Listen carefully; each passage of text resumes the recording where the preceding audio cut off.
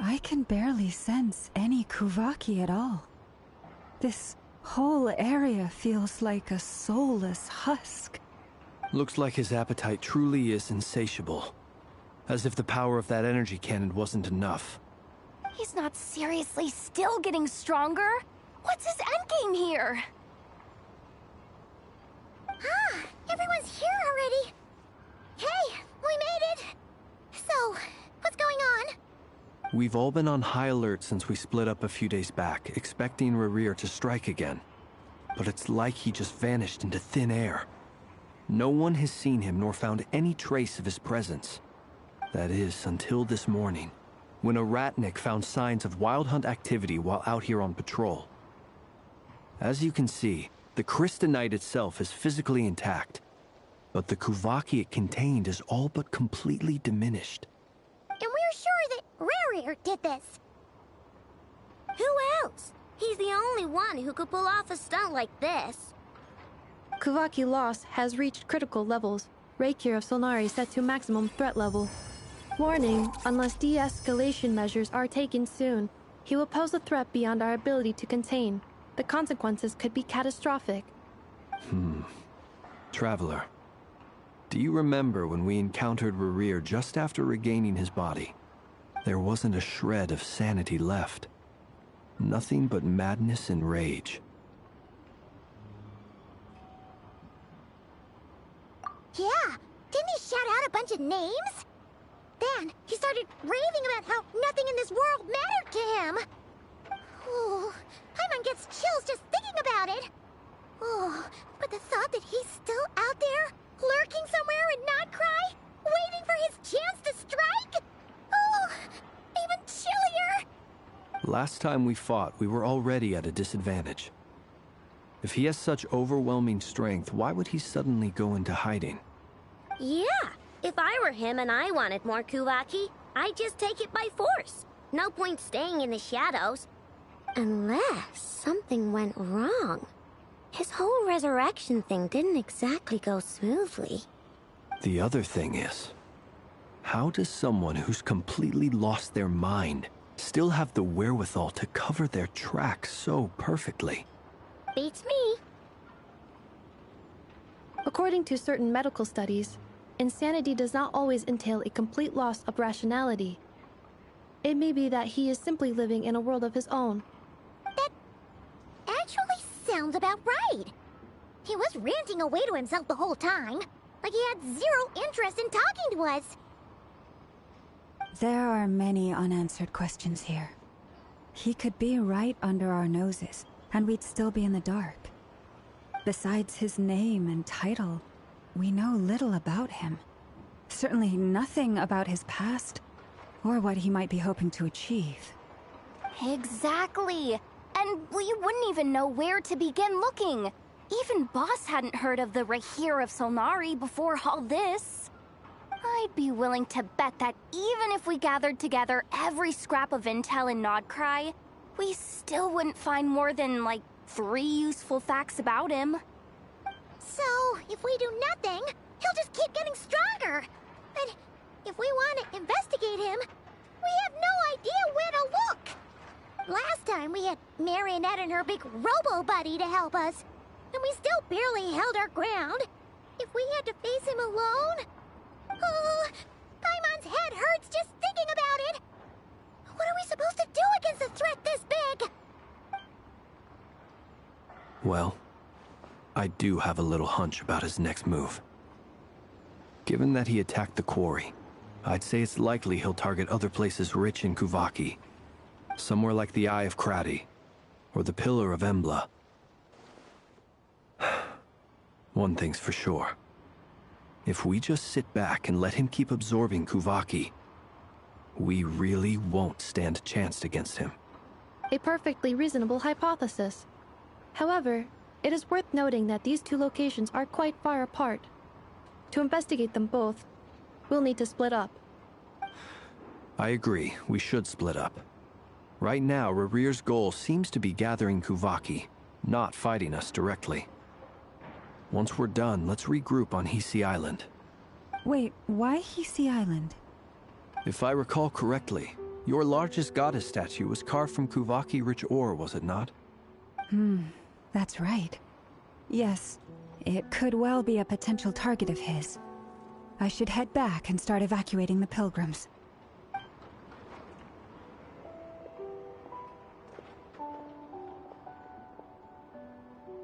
Splitting up's always gonna be risky. But I guess we don't have much choice, right? We're in a race against time here. And if we do run into Rarir, what then? That's when you follow the 3rd rule of treasure hunting. Run like the wind. Didn't you say the 3rd rule was go with the flow? I don't know. Did I? Anyway, whatever. In this situation, go with the flow means go find backup. Agreed. If anyone finds so much as a trace of Rarir, do not pursue him. Get out of the area and alert the rest of us as soon as possible. We need to put safety first. All right, we'd better get moving. Come on, Anefa, let's go!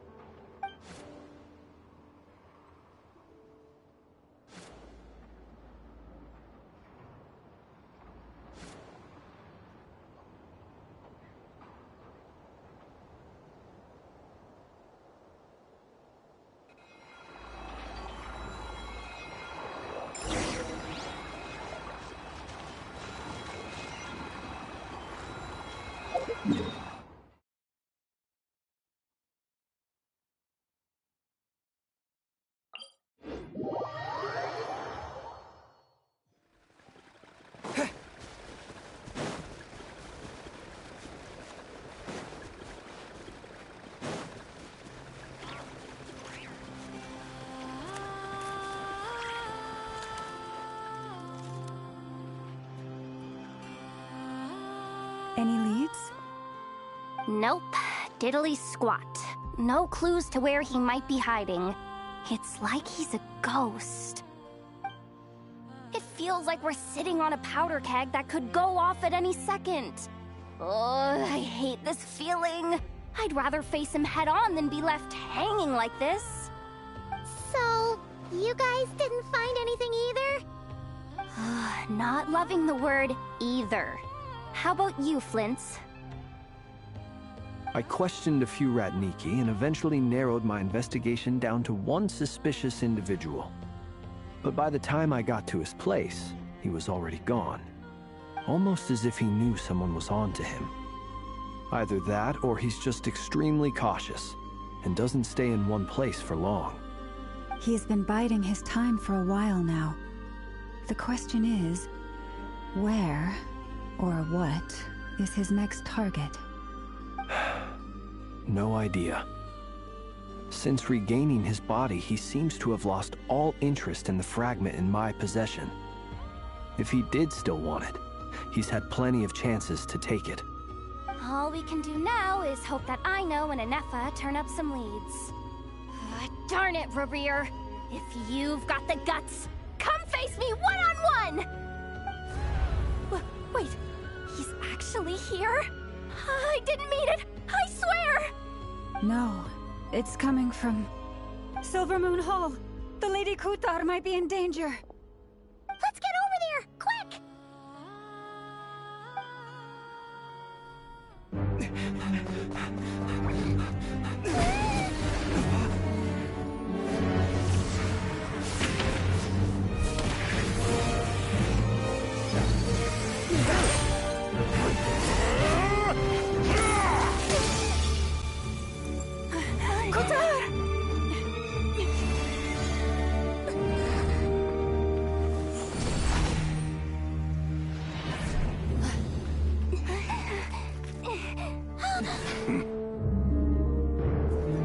Why is he attacking the damselette? What's going on? No time for questions.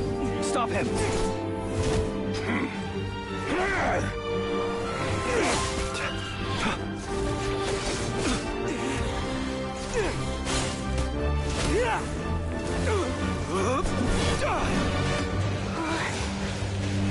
This is insane.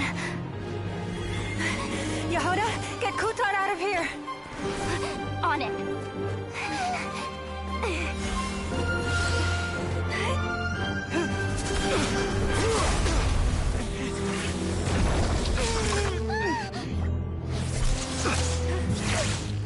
Look where your feeble light has gotten you. Now, you shall plunge into darkness. Thalindus, soon, I will find a way. Watch out!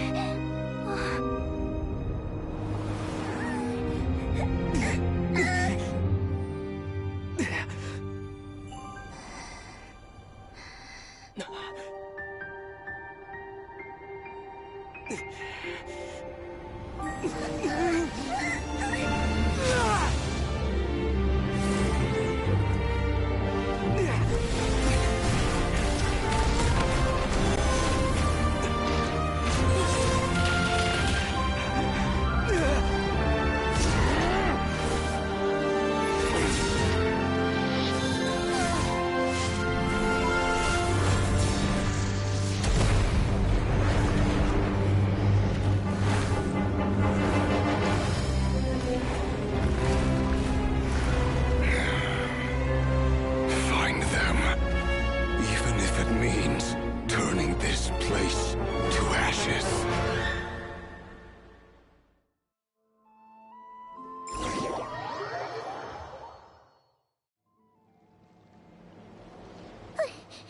That was too close! We barely made it out of there alive. What's that guy's deal? How'd he get so crazy strong? He's a threat to this entire nation. I doubt his strength could even be measured by conventional standards. I have a question. When me and Anefa showed up, we saw him chasing after this lady like he wanted her dead. What was that all about? We weren't there for the whole thing either. They were already duking it out by the time we arrived. Yeah, we didn't see how it all started. It all escalated so quickly, we had no choice but to step in. Kutar, can you shed any light on the situation? Kutar. Cross-checking database. I see. So you're the one that the Frost Moon Scions refer to as the Moon Goddess? Wait, she's the moon goddess?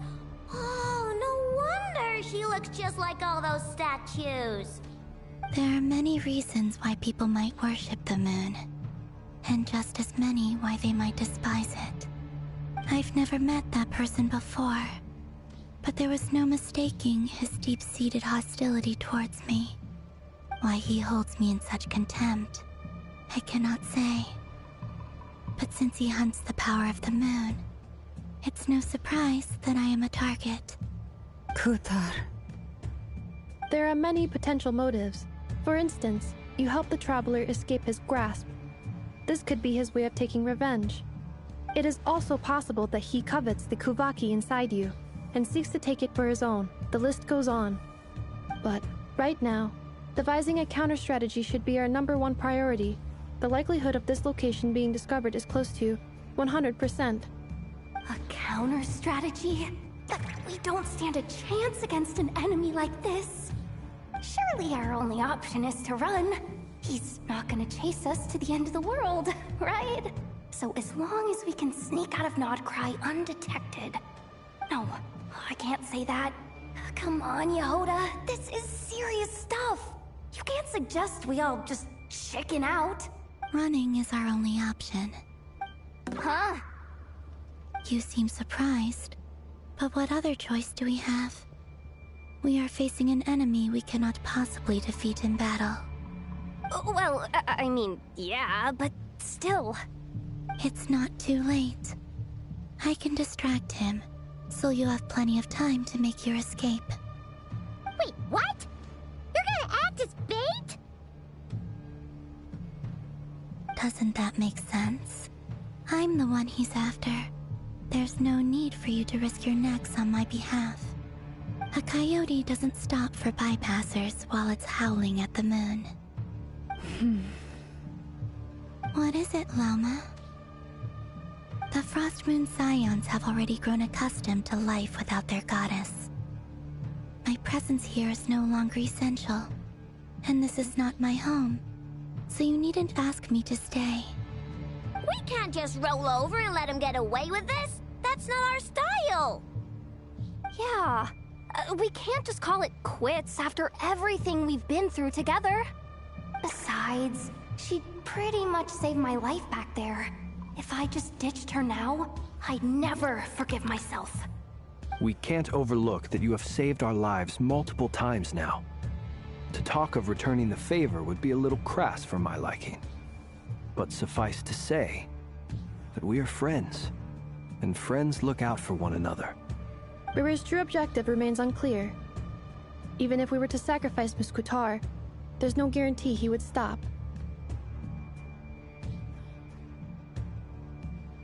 But... Kutar, I know why you left the Frost Moon Scions so long ago. It was because people started treating prayer as a form of trade. They would make self-centered wishes, force you to accept meaningless offerings in return, and then expect you to perform miracles for them. If it were me, I might have walked away too. But I believe that time can change everything, and that sometimes it takes losing something precious to appreciate its true worth. After much reflection, I've realized that this was never about whether the Frost Moon Scions need you. Any relationship based on need is purely transactional. What I truly hope is that you'll choose to stay, not out of obligation, but as part of our family. You were born here, and now you've returned. Who knows? Perhaps it was the moonlight that guided you home. Thank you, Lama. But my power is on the wane. I'm afraid I will be of little use to you now. Very well then. I'll do as you say.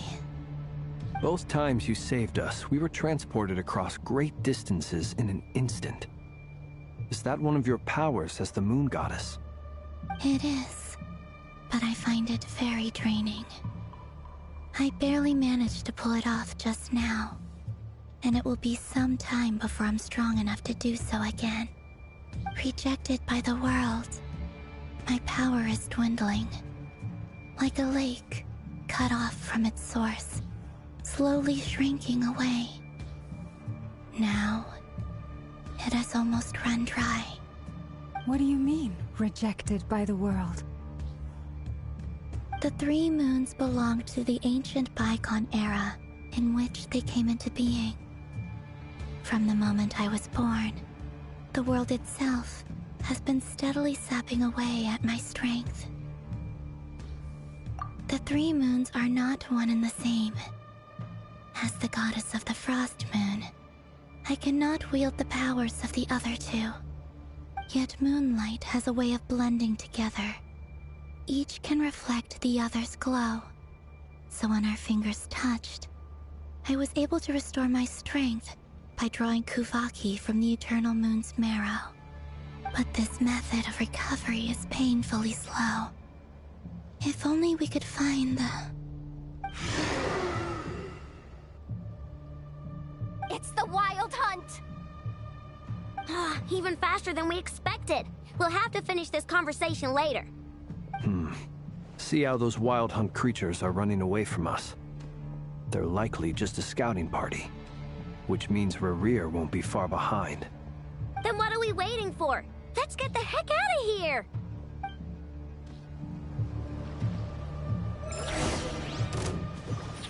Loris, protect us.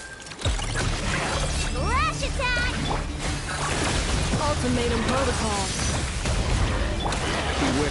They just keep coming! This is driving me nuts! Rerir's closing in on us. We need to pick up the pace. There's too many of them! And this time, we can't fall back onto ourselves to escape! This goes on much longer. Are you quite finished?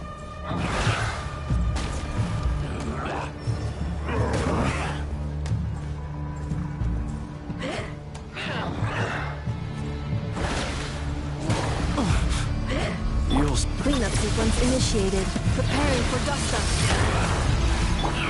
With one heart, we pray to smooth this fire. Look! Your rainbow! Your blood!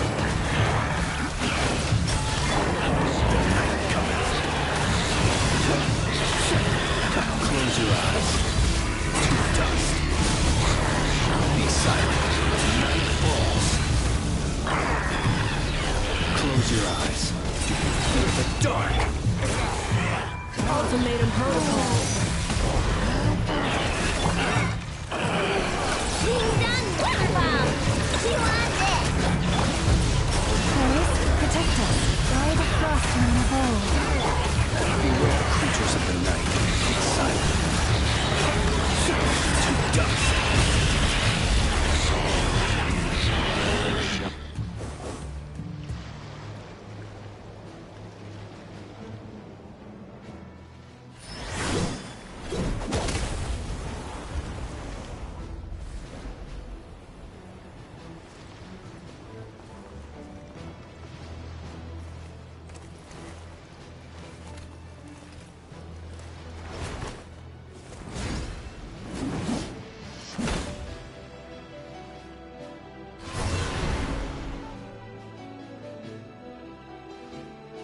What's the matter? Bit off more than you could chew?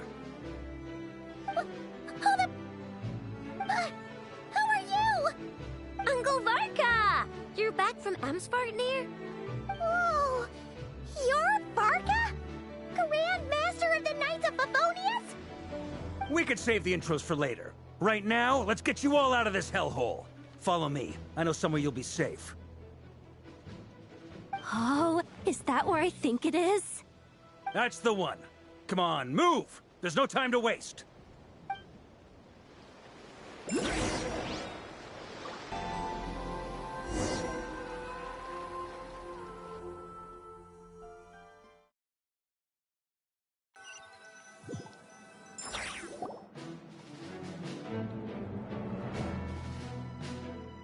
Wow! Where are we? This is so well hidden. Well, that goes without saying. This is the Knights of Favonius' meeting place in Nodcry, and a contact hub for the Northern Intelligence Network.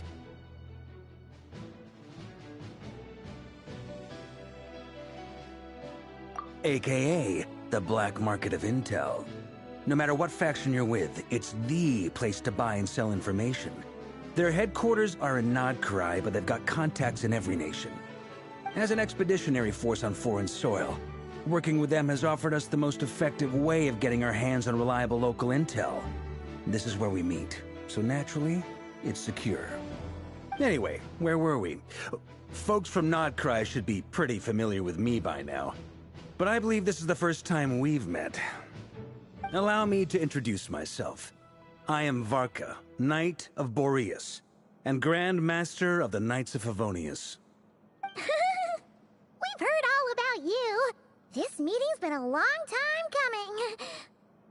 You look way younger than Paimon expected, but you definitely have that Grand Master vibe. Well, I'm no spring chicken. Just not showing my age yet. Definitely feeling some of that back pain today, though. Rushed back from Amsfartnir without a wink of sleep, only to get right into another fight with that freshly revived maniac. Another? You mean you fought him before? Yep. He wasn't nearly as strong back then, but he was still a formidable foe. I brought some of the knights along to give him a little surprise, but he saw us coming from a mile off. My squad took heavy injuries, and I barely made it out alive myself. We knew it might have been our last chance, so we staked everything on it. But still, it wasn't enough to stop him. I tried tracking him down afterwards, but he didn't leave a trace. Even in his unhinged mental state, he's as cautious as any trained operative. So, I decided to come find you. And as luck would have it, turned up to find you being ambushed by the Wild Hunt. The rest, you already know. Is that why he's been frantically absorbing Kuvaki these past few days? Because he sees you as a threat? Maybe I'm part of the equation, but even if I weren't, I'm sure he'd still be gathering power. He's clearly working up towards something. Note to self, Uncle Varka's strength rating officially upgraded. Guess it's my turn to ask questions now. So, what exactly has been happening in Nodcry? Why has the Wild Hunt returned in humanoid form? And why is it after you? That's a long story, but I'll try to make it quick.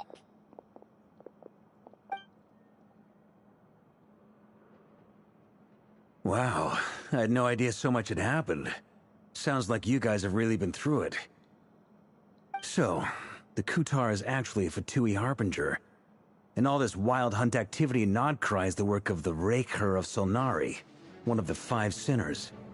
That's a lot to take in. Need some time to wrap my head around it all. I'm truly sorry, Mr. Varka. You stood with us against the Wild Hunt, and did everything you could to stop it from escalating into a full-blown catastrophe. And then, the one time you're away, it all comes to a head and all your hard work gets undone. You've got nothing to apologize for, Miss Moonchanter. You can plan 100 steps ahead and still slip up. That's just life. No one knows what tomorrow holds. You can't predict which way the wind will blow next. And, to be perfectly honest, I can't say I'm surprised. For all the times we've defeated the Wild Hunt in the past, we've never been able to completely wipe it out. Turns out, we were just delaying the inevitable. But now that a new variable has come into play, fate may well take a different course. A new variable? You mean... us? Who else? And in a strange way, I think his resurgence might not be an entirely bad thing. The Wild Hunt is like an unrelenting force of nature, but Rerir is an individual with an agenda. He's gotta have a weak spot somewhere. That said, while I was explaining everything just now, some of the points that Mr. Flint's added caught my attention. You mean about our mystery ally? That's right. From what you've said, not only did they lead you straight to some key files, they also shielded Hisi Island from a lethal Kuvaki blast. I don't know who or what could pull something like that off. Heck, even Miss Columbina doesn't have a clue. I hadn't heard the story about those files. Would you mind repeating their titles for me? Wild Hunt Phenomena Log, Anod Kryan Ratnik's Field Journal, and Kuvaki Survey Log. Oh. No. Still doesn't ring a bell. Another dead end. Guess all we can do now is hope that our mystery ally keeps showing up when we most need them. Still, it's safest to assume they won't be intervening again. From here on out, we'll have to resolve this crisis by ourselves.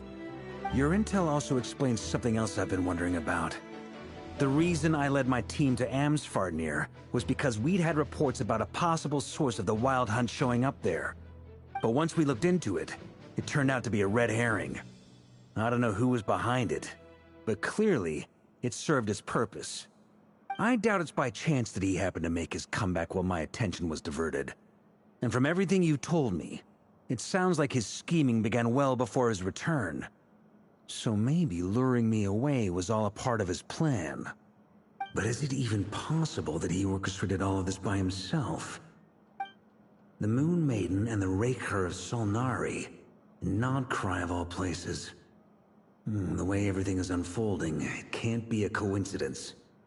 So, what do we do now? Got any ideas? Right now, we've got at least 3 things to consider. Let's go through them one by one. First, we need to figure out how to take down Rerir. If we can't beat him in a straight-up fight, the rest won't even matter. To my knowledge, the bulk of Nodcry's fighting force is already gathered here.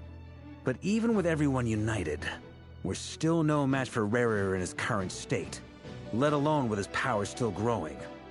What if there was a way to tap into a new power of our own? How so? Have you thought of something, Columbina? 3 moons once watched over this world. The Eternal Moon was the largest. The Frost Moon was the brightest. And the Iridescent Moon was the most mysterious. They say that back then, the 3 moon goddesses wielded immense power. Enough to shape the workings of the world itself. I now bear the Frost Moon's power, and the Eternal Moon's marrow resides within the Traveler. Hold on. Are you suggesting... The iridescent moon, the last piece in the puzzle. That's right. If we can find the Iridescent Moon's marrow, I will be able to regain my strength much more quickly. The 3 moons are said to stir the tides and illuminate all things. Perhaps they hold further secrets beyond our understanding. According to my analysis, the solution is feasible. However, it is subject to one major condition. How do we locate the Iridescent Moon's marrow? I know a way, but we will need to visit the Fatui's Experimental Design Bureau. The Experimental Design Bureau? Are you saying we need to involve Marionette? Yes. I must speak with Sandrone. It's a long way from here to the Experimental Design Bureau. There's a high chance you'll be spotted. You shouldn't go alone. Then that's settled. Next up, our second priority. Somehow, we need to figure out Rerir's end goal. As you saw for yourselves, when he was still in his Wild Hunt form, everything he did was for the sake of recovering his body and resurrecting himself. His first act since then, after laying low for a while, was to try and assassinate this young lady. People's obsessions often reveal their greatest vulnerabilities. There must be a reason why he despises the moon so deeply. Perhaps it sheds some light on his title, the Raker of Solnari. The Wild Hunt has plagued Nodcry for centuries now. If we want to stop it for good, we have to get to the root cause of what's driving it. It's true. We still know very little about him. If Kuthar hadn't given us that lead, we wouldn't even know his name. But where would we even start? I doubt even the Intel Queen of Nodcry has a clue, and she has info coming out of her ears. Oh? That's a rather hasty conclusion for someone who's so painstakingly meticulous when it comes to dealing with machines. She heard me.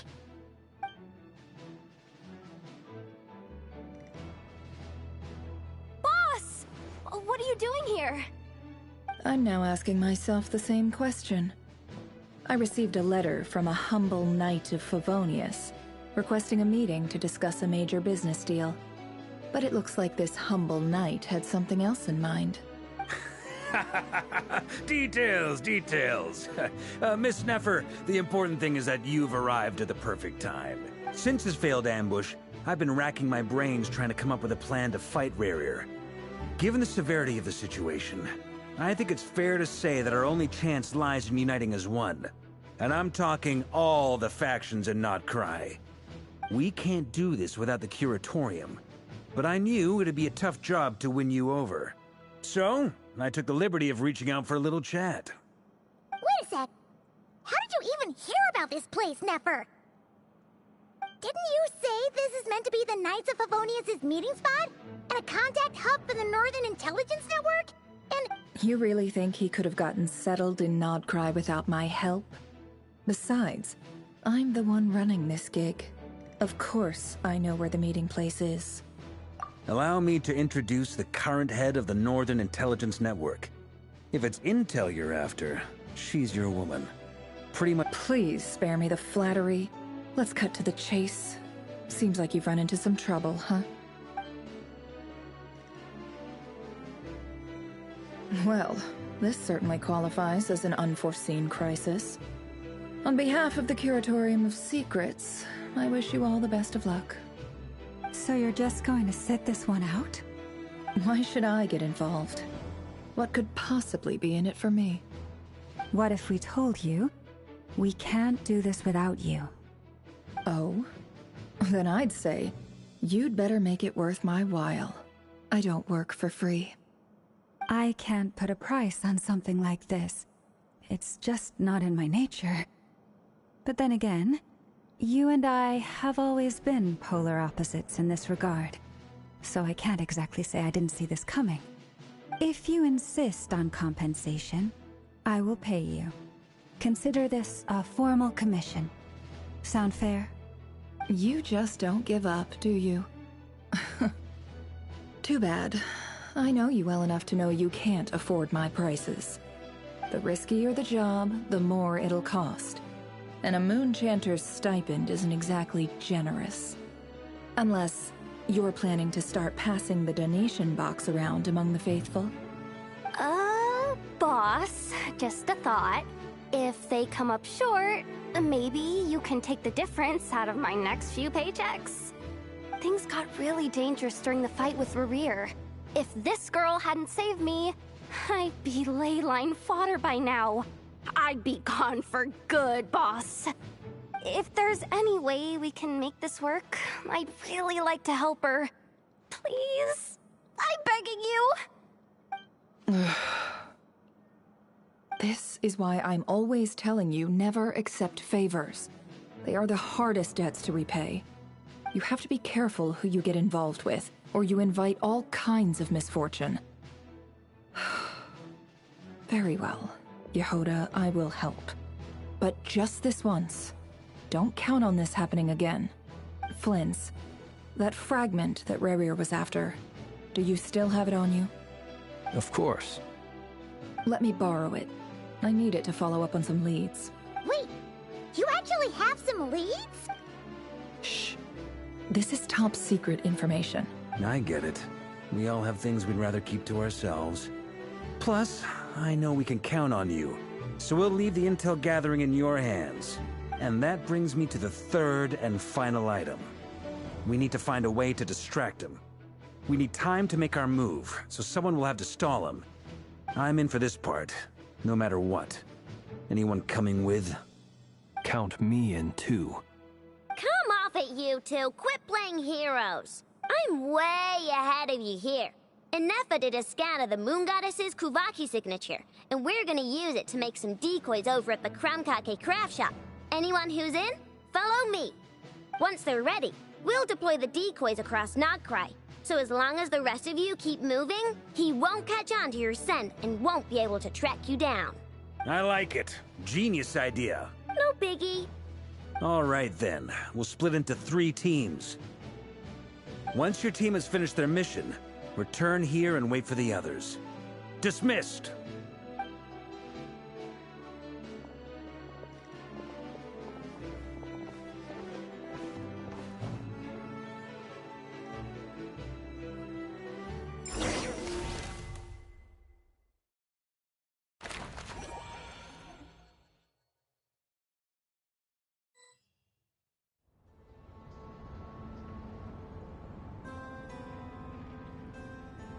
Lady Damselette.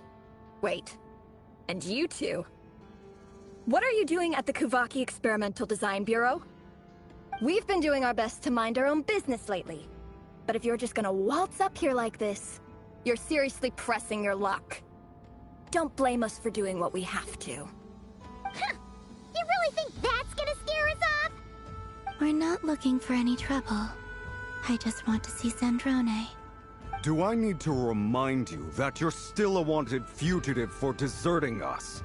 Out of consideration for our former ties and the crisis we're all up against, we'll let you leave in one piece. But don't even think about trying to get inside. Let them in. But... Are you going to make me repeat that? No, my lady. Zandrone seems to be in a good mood. Must be maintenance day.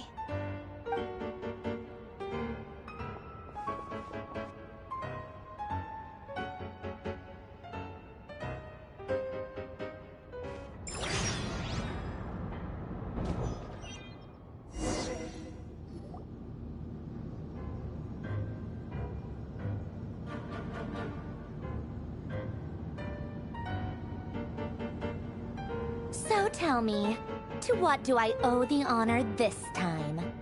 Actually, before you answer that, just so we're clear, we're not colleagues anymore, Columbina. I don't owe you anything. I promise it's nothing big. It seems like you've gotten the wrong idea here. The only reason I let you in was because I was bored. It seemed like a way to kill some time and satisfy my own curiosity. Whatever miscalculations I may or may not have made in the past, I haven't lost the plot enough to even consider sticking my neck out for your sakes. I'd like to speak with Arlecchino. What? Huh? You mean the knave? I'd like to speak with Arlecchino. Is she in Nodcry? No, she's not. Once the work on this facility was completed, she went back with the Rooster and Regrator. The only ones in Nodcry are me and...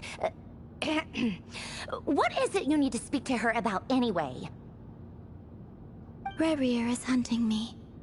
If I'm going to face him, I must first retrieve the lost moon.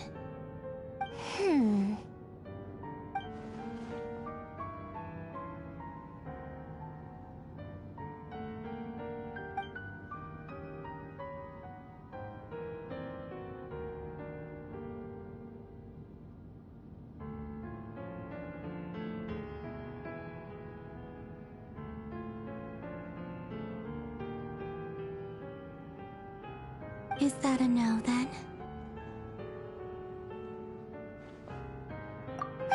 As if I need reminding.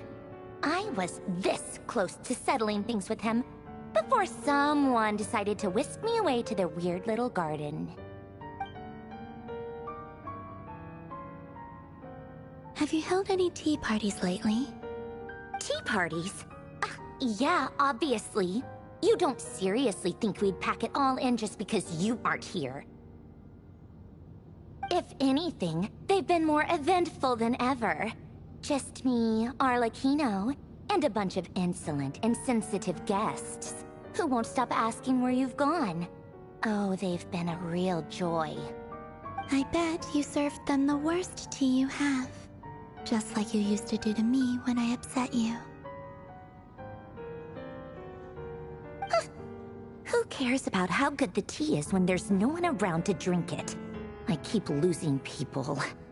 First Rosaline, now you. I'm running out of people who can make me laugh. Honestly, What could be more ridiculous than the multi-centenarian goddess, who's only ever had the plain herbal tea she received as offerings? You'd always brew a different type of tea for me each time. Was it really just to see how I'd react?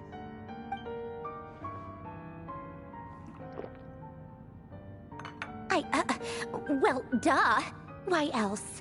Watching you squirm was practically my only form of entertainment.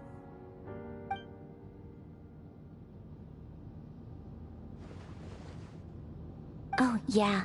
And Capitano sometimes used to bring Tartaglia around, too. But I guess we won't be seeing him again. Well, I guess we are overdue for a get-together. Polonia! Have Favronia pass a message to Arlecchino for me. It's time for tea. Will suffice. Pass along a message for me, too, if you would. My body cannot contain the marrow of 2 moons, so I'll be leaving one of them in her care. Excuse me? Who said you were on the guest list? If my tea meant that much to you, maybe quitting the Fatui wasn't your brightest move. Back when you were under the Tsaritsa's protection, no one would have dared come at you so openly. But that protection didn't come for free. In fact, I paid dearly for it. At the end of the day, it was just another transaction. I just got tired, that's all. I never wanted any part in their grand ambitions, and I've had enough of being treated like a bottomless supply of power. It brings back memories from the old days, when I was still worshipped as the moon goddess. Centuries on, it may be a different group of people, but I see the same greed in their eyes. I figured you'd leave eventually. You didn't have as much of a reason to stay as I do. The Tsaritsa gave you shelter and protection, but that was it. Nothing more, nothing less. Meanwhile, the Fatui demanded everything from you in return, until it was more than you could bear. I get why you left. And frankly, I have no interest in dragging you back just because the higher-ups told me to. But if you keep hanging around with this riffraff, the next time we cross paths, we might be enemies for real.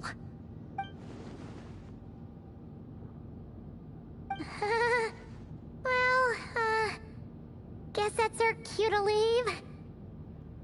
That might be your plan. But it sounds like someone else wants you to stay a little longer. Huh? What do you mean? Listen.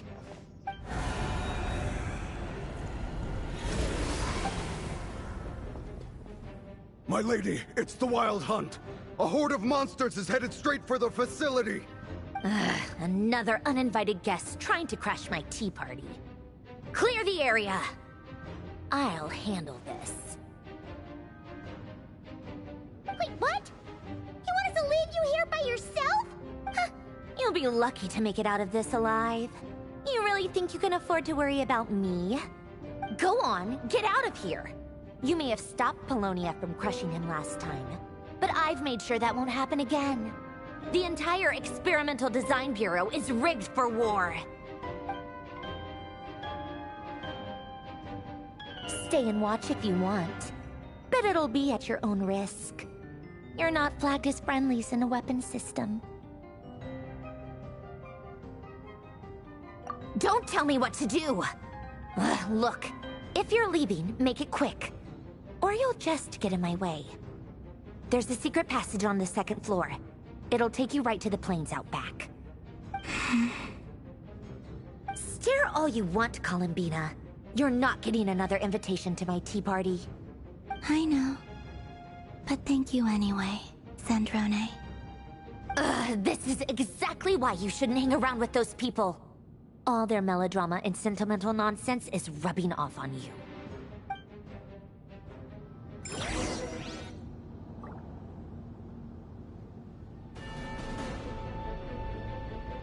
Come on then, Mr. Ray here. Let's pick up where we left off. It's your Wild Hunt monstrosities versus my beautiful creations. Let's see who comes out on top.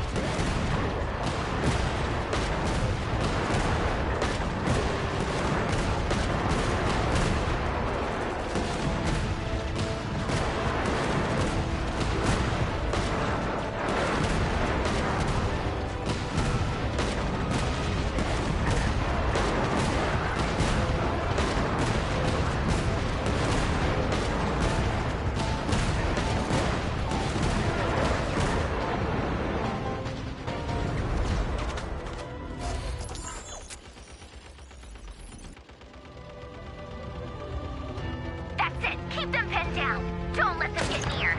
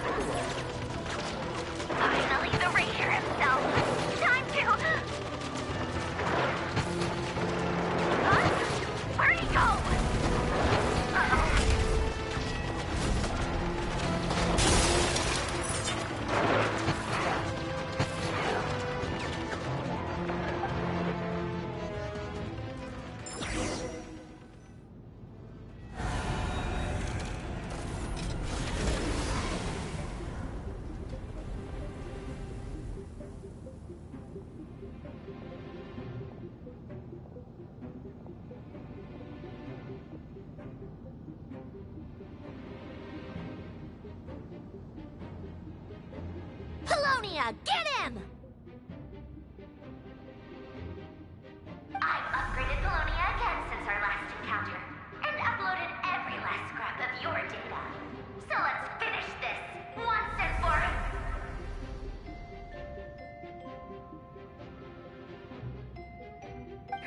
She's not here. Where did she go?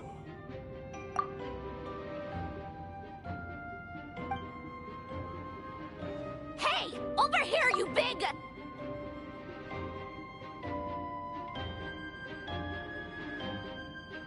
Cursed moon.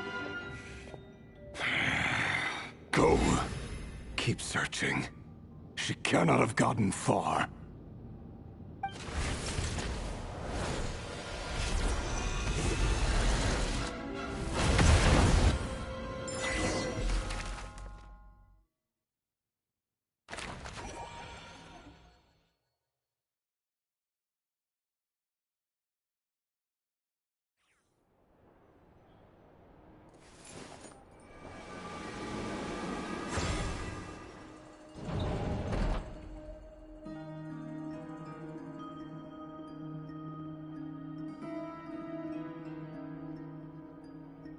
So this is your method for investigating Rarir's past.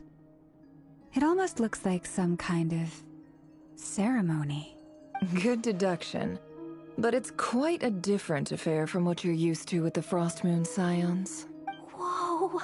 First time I've ever been in here. Boss always said it was off limits, so I pictured some kind of creepy dungeon. But it's actually kinda nice. Oh, I guess this must be Sumero decor? That's where Boss is from. And that nice shopkeeper who sold me my treasure compass. I'm not sure exactly what you've got planned, but it looks like you're all set. When do we begin? Whenever we wish. But for some reason, I've got a feeling this isn't going to end well. I've never faced Rarir myself, but from what you've told me, his power is beyond anything I could imagine. I, on the other hand, am just an ordinary businesswoman. Our paths should never have crossed, yet here I am, forced to make an enemy of him. If you ask me, you're about as far from ordinary as it gets. So what are you saying? You're getting cold feet? Once I take a job, there's no backing out. Still, I have to ask myself if the power I'm relying on will even work on an opponent of this caliber. And also how to make sure I come out of this alive if things spiral out of control. Death is the one thing we can take for granted. It is the great equalizer, however fortunate or unfortunate we may otherwise be. So it's important to consider how to spend what lifespan we have left. Come on, boss. Lighten up. Quit talking about death. It's bad luck. For once, I agree with you. When you're up against a foe like Rerir, there's no such thing as being too prepared. Is there anything I can do to help?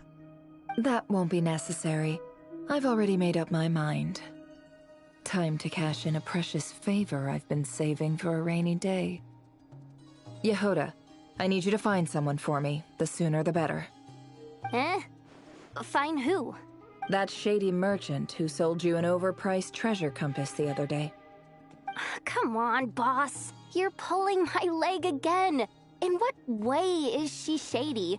She showed up when I was completely lost and sold me a neat little gadget that was exactly what I needed. Trust me, she's a good person. Anyway, I know who you're talking about. Don't go anywhere. I'll be right back.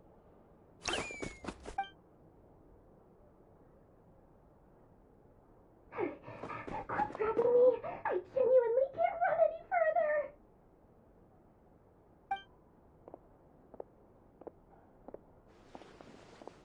Hey, aren't you? What is it? What's the big rush? You dragged me out of a dream where I was literally swimming in Mora. I'm charging double my usual attendance fee. See, look how easygoing she is. After that rude awakening, she could have completely snapped at us. But instead, she kept it together and just asked for an extra fee. Dori Sangama Bay? I never would have pictured you two doing business together. If you want to make it big in Nodcry, it's all about connections. Lady Nefer just so happens to have a lot of intel that interests me. And she also did me a big favor in the past. It was back when I first arrived in Nodcry. My trusty assistant, the genie in my lamp, had an adverse reaction to the Kuvaki and fainted. And when you know it, that's when I suddenly find myself in a life-or-death situation. Good thing my compatriot was there to swoop in and save the day. I've been giving her a 30% discount off all of my goods ever since. Now, so that no one here feels left out, I'm willing to extend a 20% discount to fellow friends of Boss Nefer. Plus, any other friends you send my way will enjoy 10% off. What can I say? The great Lord Sangama Bay is nothing if not generous. So, let me guess. You've run into some trouble? I've got everything you could possibly need. And the more you buy, the more you'll save. You guessed correctly. What have you got in the way of survival gear? The one type of gear I've never been short on. What are you looking for? A jetpack fresh from the Academia's labs? An ancient suit of armor dredged up from the bottom of the sea? At the very least, I need to know what kind of opponent you're dealing with here. If even you're worried about staying alive, it must be pretty serious. What if I told you it's someone with the power to bring a nation to its knees? Is that so? Then we really are talking top-shelf treasures. I don't have anything like that in stock right now. I'll have to ask my supplier. Your supplier? A powerful woman, make no mistake. I can't reveal her identity, but luckily for you, I hear she's planning to visit Nodcry in the near future. If you're willing to wait, I can ask her when she's here. Can't say exactly how long that'll be, though. Then, let me put it another way. What would you do if you encountered an enemy like that? Roll over and serve yourself up on a silver platter? Of course not. I have a handy little trinket from one of my generous suppliers, which... Hold on. What exactly are you getting at? No, no! This is for my personal use only! Let's just say I'm borrowing it, all right? Just for insurance purposes. You'll get it back later. Favors are the worst kind of debt to owe, and now you've got a chance to repay one. A win-win situation, don't you think? Fine. You can borrow it for 5 days. No, make that 3. And for every extra hour after that, I'm charging you 1,000,000 mora. Deal? Deal.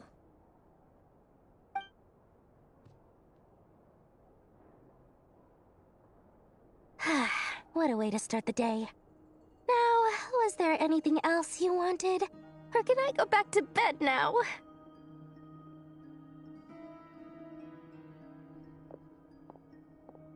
That will be all. Take care now. Don't trip up on your way back, friend. See you later! You're my favorite shopkeeper.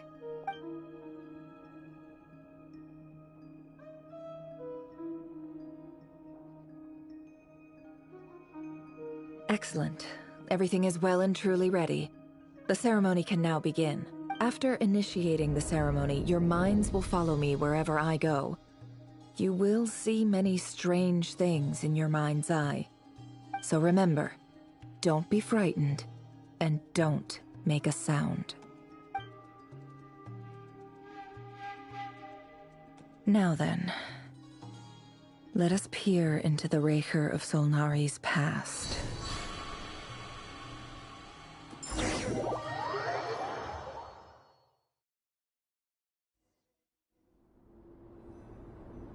I made it.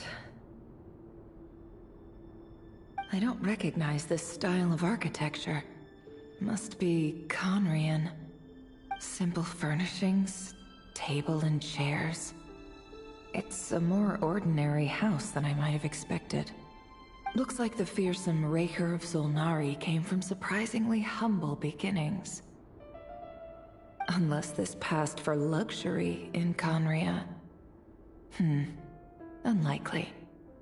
It was said to be a very prosperous nation in its heyday. Anyway, I'll keep exploring.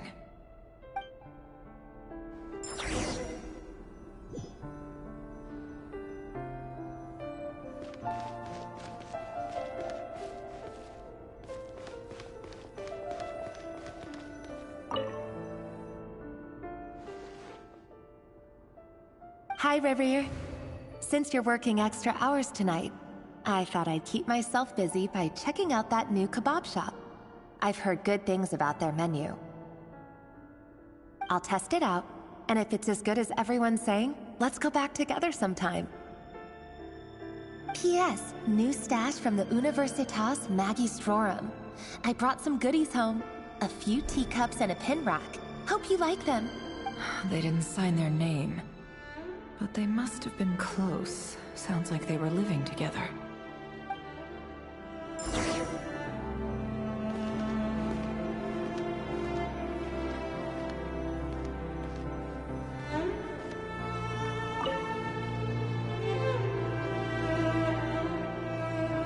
I went over to Joseph's for drinks today. They have a fine collection, but I went alone. Felindis was tied up with something and couldn't make it. Joseph asked why I came alone, but I didn't really have an answer. He then went on to ask about other things. If you ask me, someone who asks that many personal questions is too nosy for their own good. But if he invites me again, chances are I'd still go. Felindis. That's the same name Rerir mentioned. Crane imports keep falling. If things don't pick up, we'll soon be back to meat and mushrooms only. Honestly, I'm not a huge fan of that new type of mushroom everyone's been into lately. Didn't it start out as a lab-grown variety? I heard it's even mildly corrosive. Seriously, why would you even eat something like that? I don't care if it's an impressive feat of alchemy. That just isn't the kind of thing I like to eat. Grain has to be imported, and they're eating a diet of mostly meat and mushrooms. Could it be because Conria is underground, so it doesn't get much sunlight? That would explain why they use so much stone in their buildings. They even use alchemically modified strains for food. Seems like the people of Conria don't have many options when it comes to dining. I've just about saved up enough now. Time to buy it and keep it somewhere safe. Making a big purchase. I wonder what it is.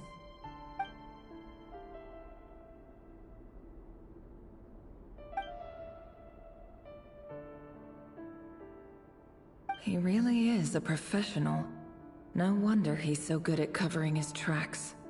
Despite what he's become, it seems like he's retained certain habits, at least in this regard.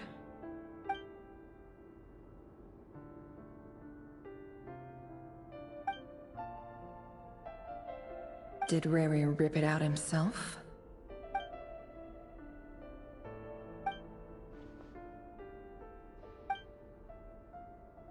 Before I met you, I was convinced that my heart was nothing more than a stagnant pool, the burial place of a fallen moon. A withered, windless grove where the waters rested forever unrippled. It was you who helped me see that my heart hadn't entirely withered away. That it could... This is just trivial sentimentality from the looks of it. Why would he go to the trouble of hiding that? The burial place of a fallen moon.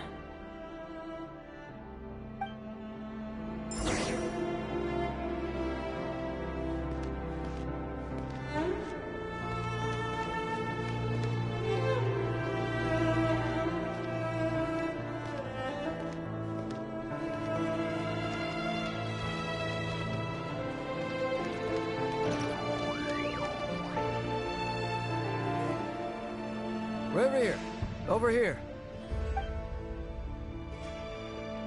Dane! Oh, and, Vedelson here? What a surprise to see you here, sir. Hello there, Revere. You need not address me so formally outside of court. He doesn't get that much free time, so I invited him over for a drink. Even the court prophet deserves a break every now and then, right?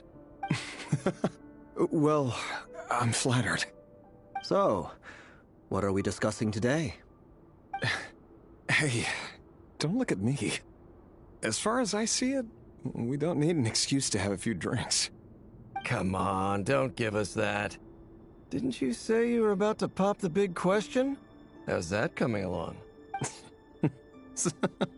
Who'd have thought the great Twilight Sword was an even greater gossip?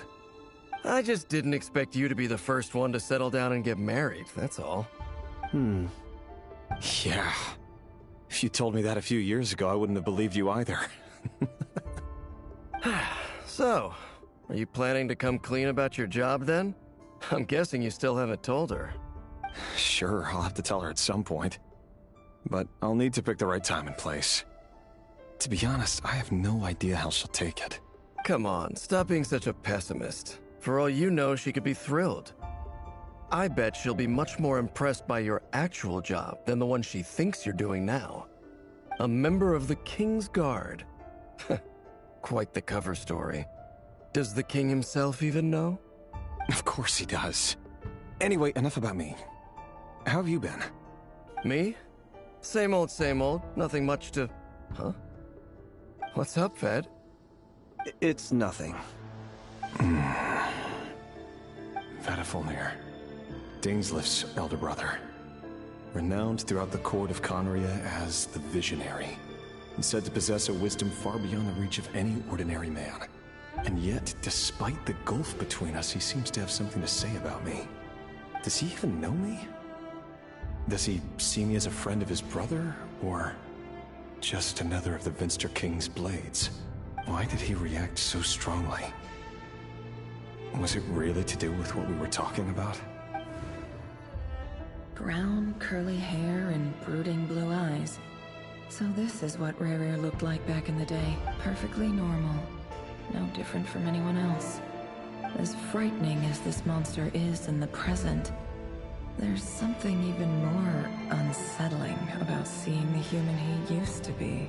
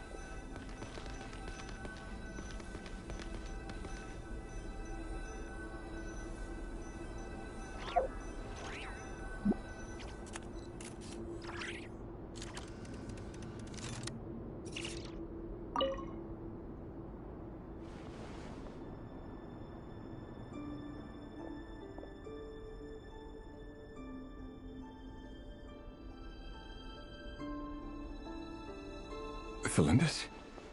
You're back early? Our equipment's being serviced today, so I got off earlier than usual. How's your day been? Aw, why the long face? Is something the matter? Has your boss been giving you a hard time again? Went for a drink with Dane and the others after work. Isn't that a good thing?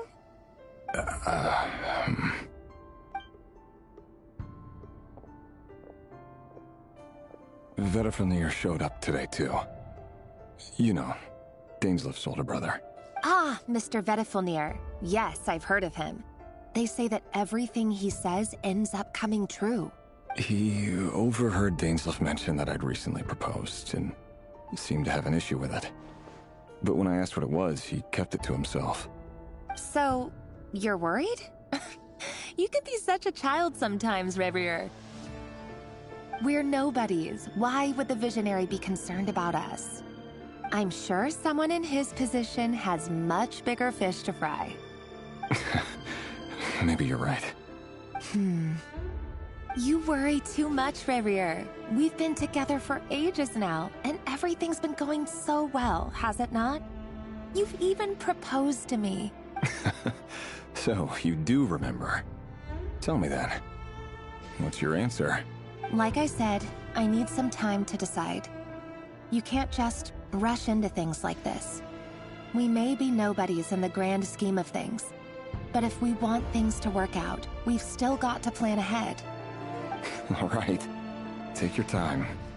Just don't keep me waiting forever. Nobodies. Sounds about right. In the eyes of people like Vedifnir and Daneslif, what do we matter? Can someone whose gaze is so fixed on a far-flung future even see the present clearly?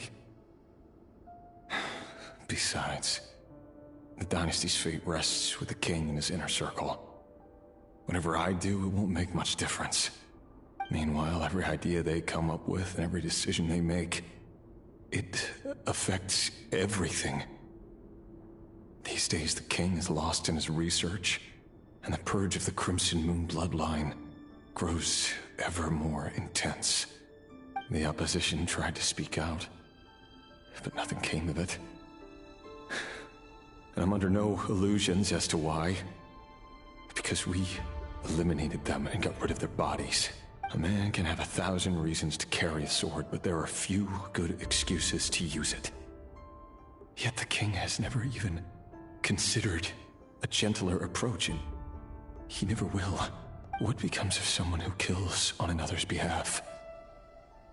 Can he ever find true peace?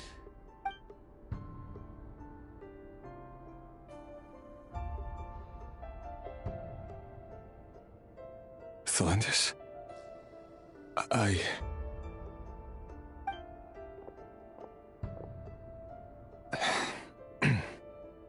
It's nothing. You were right. Fate has never smiled upon nobodies like us. But by the same token, it's unlikely to bear a grudge against us either. There's no reason we can't keep living happily together, cherishing the simple joys of each day as they come. See? You just need to stay positive, Revere. I can feel your warmth, your breath.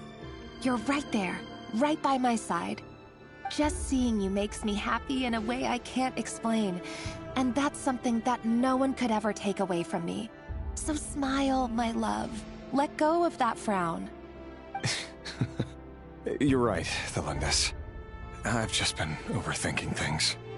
That's better. Getting caught up about things like this will only ruin our evening. Speaking of which, all set for the ball tonight? I need to go get ready. You go ahead. I just have a few things to take care of, then I'll come join you. Even busier than the big shots, huh? Fine, I'll go get started. But don't be late. If you keep me waiting too long, I won't be a happy bunny. Relax. I'll be there. Seriously, though, you drive a hard bargain. You're really gonna leave my proposal hanging and still expect me to take you to the ball? Well, that goes without saying. I already told everyone I'd be coming with a dance partner. Besides, they're two completely different things. Let's take it one thing at a time, all right? All right. White outfit it is. It seems like Rerir was deliberately hiding his ties to the intelligence services by giving the impression that he was just an ordinary member of the Finster King's Guard. He clearly doesn't want his would-be fiancée to know about his other life. Then again, that's hardly surprising.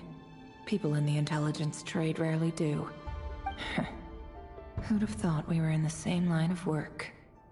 Let's dig a little deeper.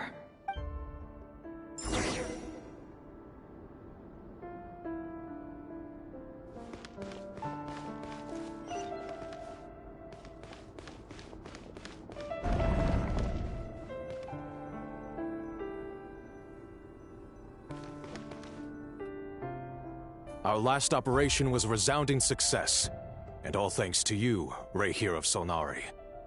In total, we apprehended 32 dregs of the Crimson Moon, and 67 accomplices. After all these years since the dynasty's fall, so many of them still linger on. Indeed, it cannot be denied. Yet it was destiny that the Crimson Moon should be overcome by the eclipse, and that His Majesty, the all-seeing Finster King, now guides our nation on the path to prosperity. Conria has no further need for a dead moon. But alas, there will always be those who refuse to see the truth, choosing instead to romanticize the past. That's not entirely true. Much about the Crimson Moon era was worthy of remembrance, and that's exactly why they keep trying to see it restored. Many of its secrets remain unsolved to this day. As it happens, that's precisely the field of study my partner is devoted to. You still haven't told her what you really do for a living. Where would I even start? How do you tell someone that you're one of the king's hand-picked executioners? That your hands are steeped in blood? You didn't choose this life, any more than I did. Orphans like us don't get a say. But I'll sure as heck be the one to pay for it. Speaking of which, we need to be more rigorous in the way we identify direct descendants of the Crimson Moon. Someone, it seems, has strong opinions about my future plans. Most likely my marriage in particular. I have a feeling that we may soon become targets of the Crimson Moon's retribution. Your concerns are not unfounded. They've taken out many of our colleagues these past few years, and for that very reason. These are no helpless lambs we're leading to the slaughter. They're wolves in sheep's clothing. Take care, Rehir of Solnari. I look forward to toasting you at your wedding. Thanks, Thorkel. You look after yourself, too.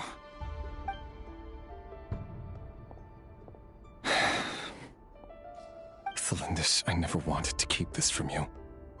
You're the last person I would ever want to lie to. But that's exactly why I can't tell you everything. There are things you shouldn't know. Things you cannot know. The moonlit dynasties are a thing of the past. Yet even now, with the sun shining high in the sky, There were those who would call forth a dead moon's ghost. Could that be why Vedalfnir held back? Or was it because of some court secret he's not at liberty to share? I have to get a clear answer from him. No matter what happens, I will protect the Lindis. Rerir seems to be very concerned by Vedalfnir's reaction.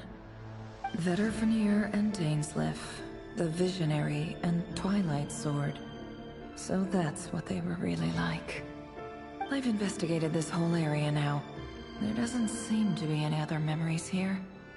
Should I try somewhere else? Wait a second. What's this black smoke?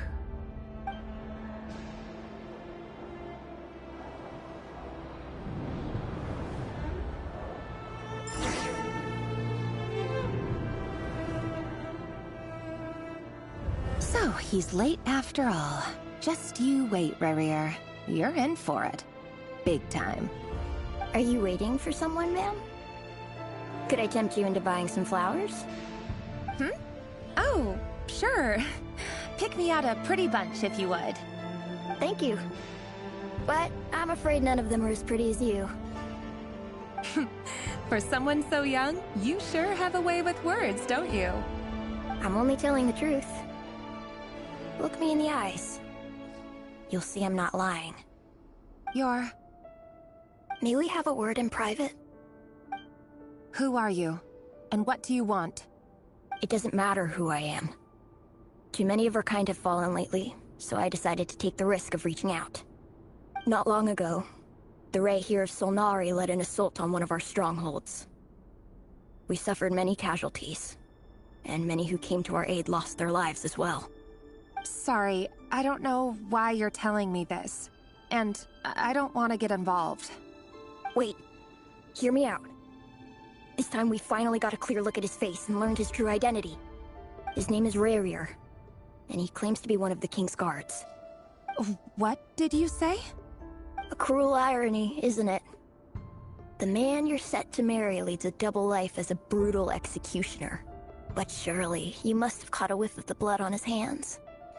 Why are you telling me all of this now? Simple. It's because... How strange. Rerir was nowhere to be seen in that memory.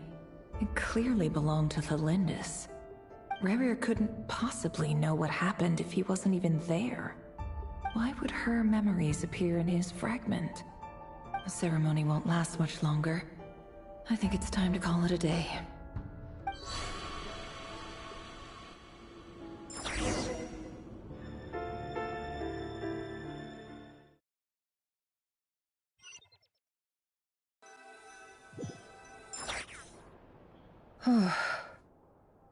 So that was your doing? Did you just pull us inside Rerir's fragment to spy directly on his memories? Any more questions, and I'll have to start charging. I had no idea you could do that, boss! Seriously, that was amazing! We're not worthy. We're not worthy! I gotta admit, though, I'm itching to see what happens next. Feels like we barely scratched the surface. I'm just as curious as you are, but the ceremony only allows for limited time inside. That's all we can see for now.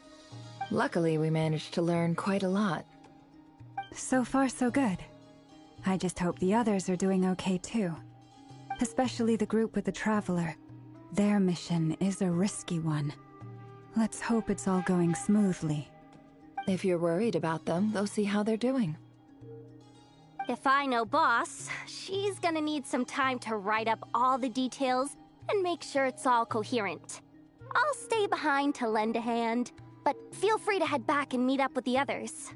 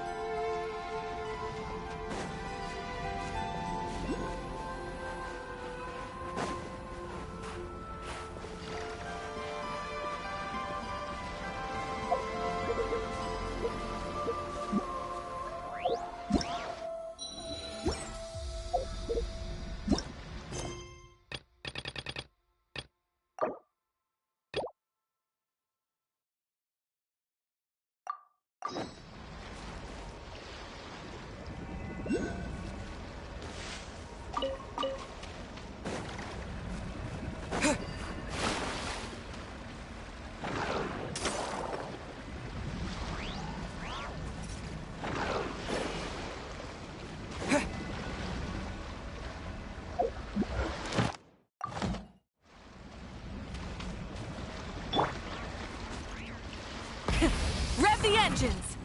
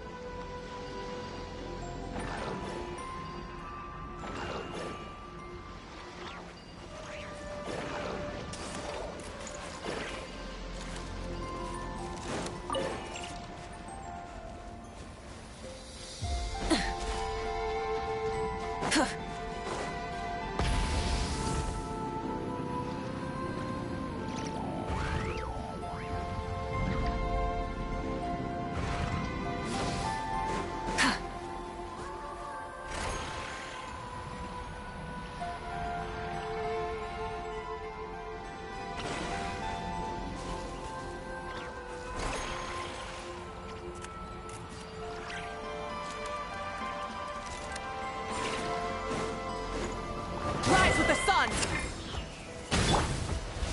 Ugh, get to work! Bring it!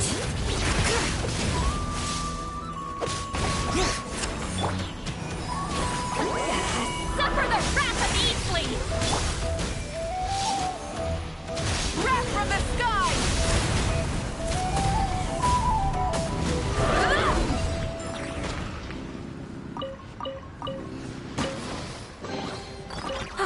Something to add to my collection.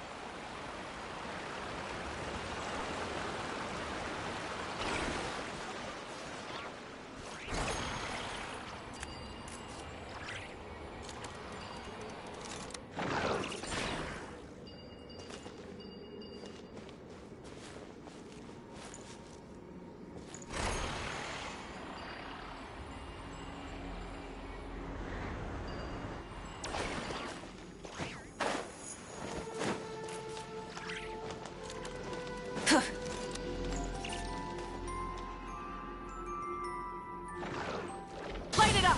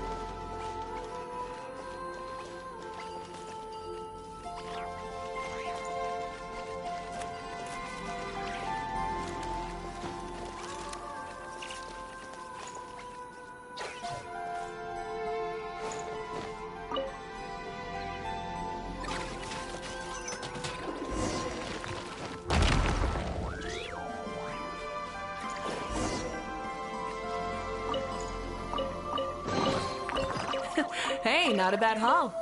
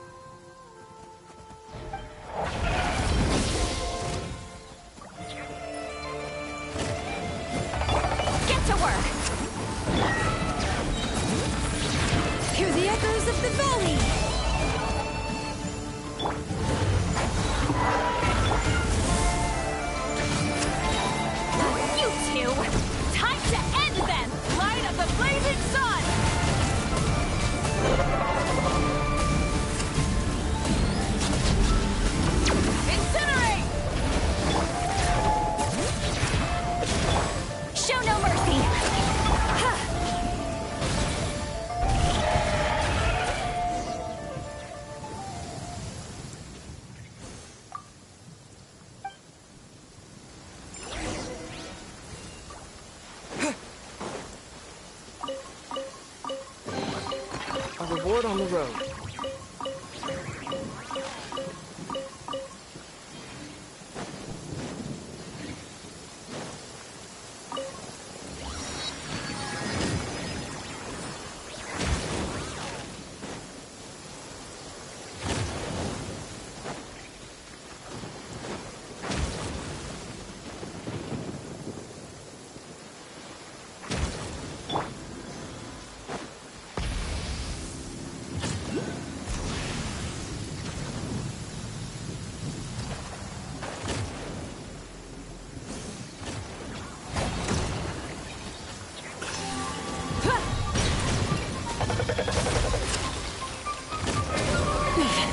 Not bad.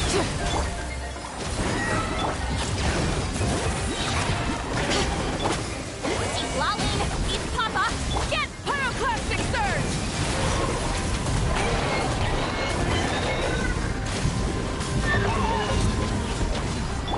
Let the mountain veins boil!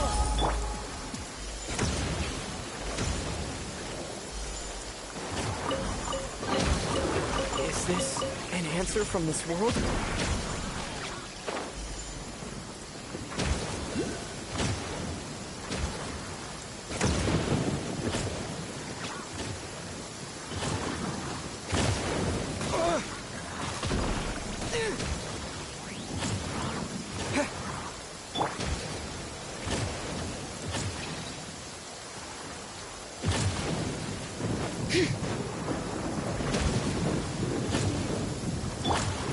Try and stop me!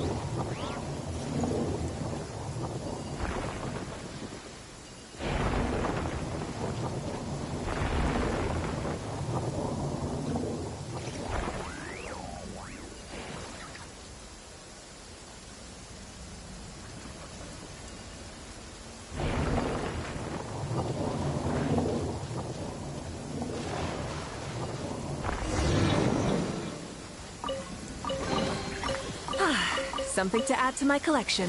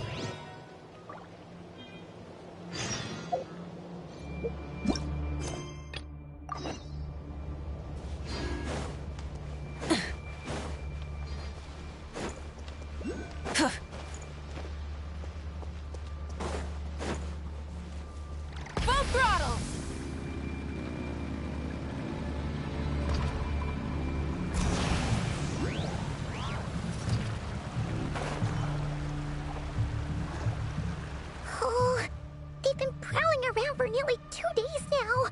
These things just won't quit.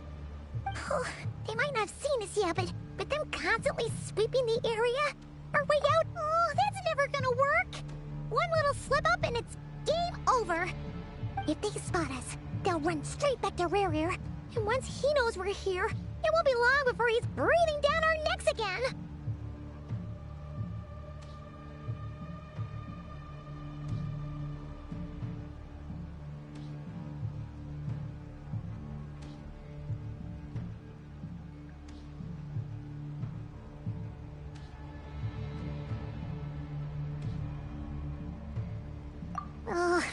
Guess you're right.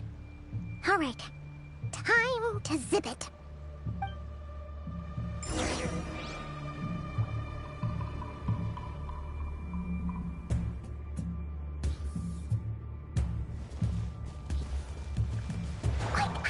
We almost got spotted. Phew, that was a close call.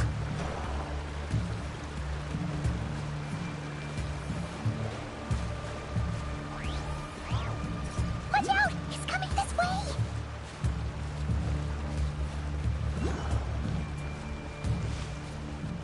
Keep going. We're nearly there. This is the final hurdle.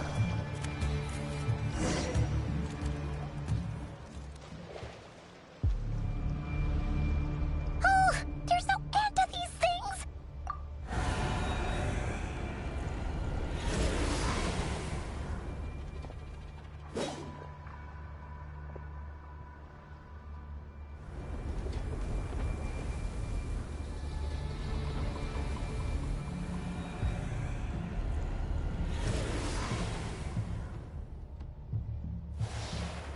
Fire.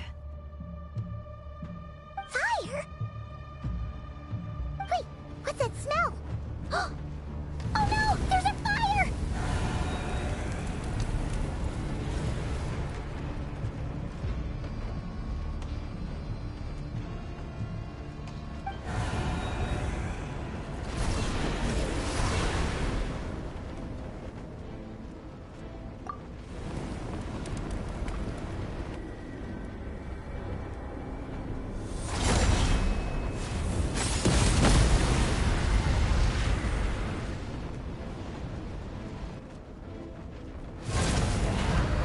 Zandrone was right. You look weak, Columbina. The old you would never have let such lowly creatures bar your way. Word has it that you did something for the Tsaritsa, and that's why you've lost most of your power. Freedom comes at a heavy price, doesn't it? It's Arlecchino! You came! Hello again, Columbina. And greetings, guests of the House of the Hearth. It's been a while, Arlecchino.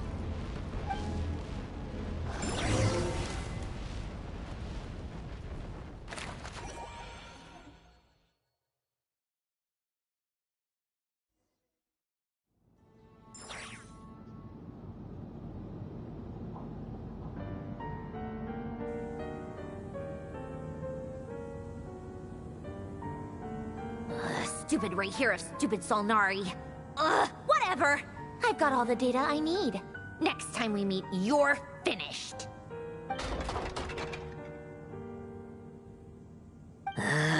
He sure doesn't pull his punches. Excuse me, do you need a hand? You can do me a favor by staying out of my way. Can't you see I'm busy? Wait a minute. I recognize that voice. Hello, Miss Zandrone. Father sent us over to help. Huh. How considerate of her. Hey, Fremine, get over here and help me fix this. Lenny, you do your thing. Just keep your sister away from my machines. Nearly every machine that Catgirl touches ends up going haywire. Go put her on cleaning duty or something.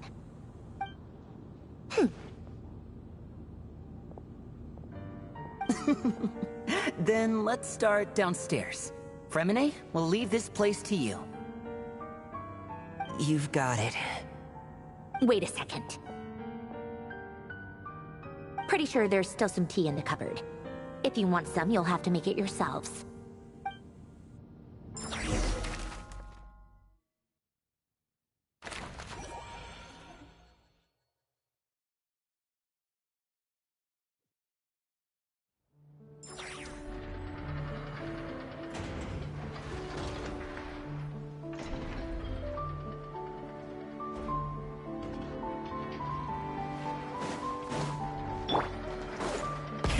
Rev the engines!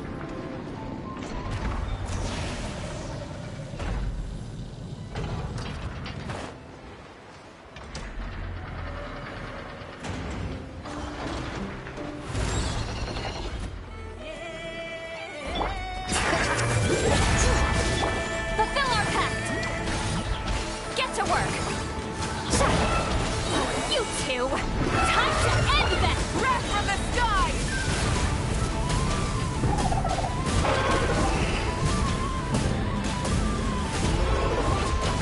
Try and stop me! Bring it! Show no mercy!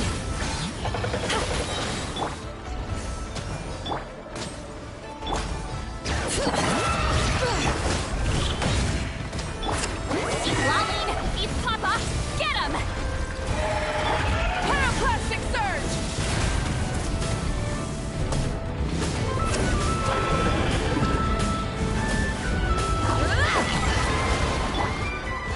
Bring it!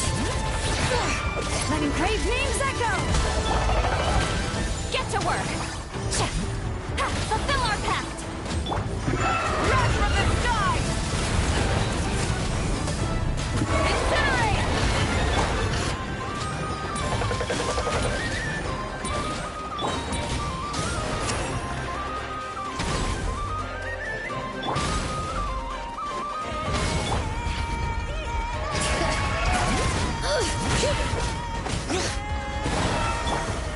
You two! Time to end them! Show no mercy! Fulfill our pact!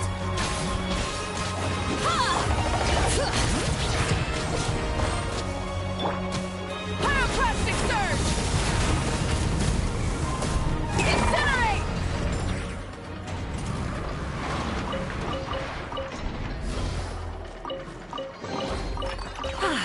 Something to add to my collection.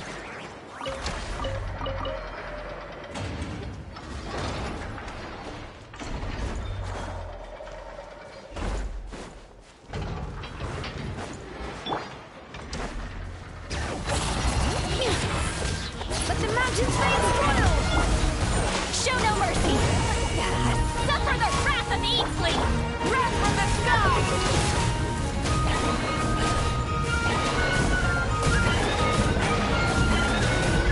Incinerate! Full throttle!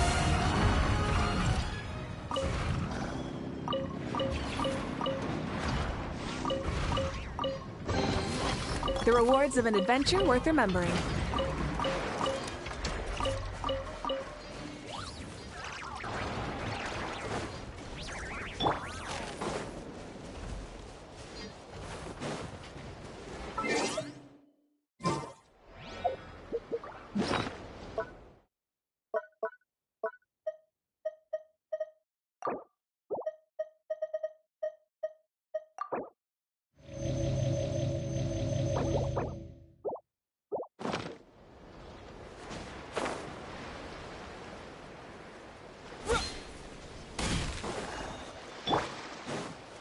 Get to work!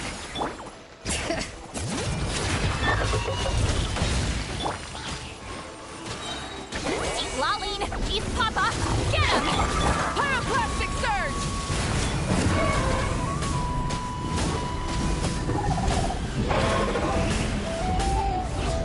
Try and stop me! Show no mercy!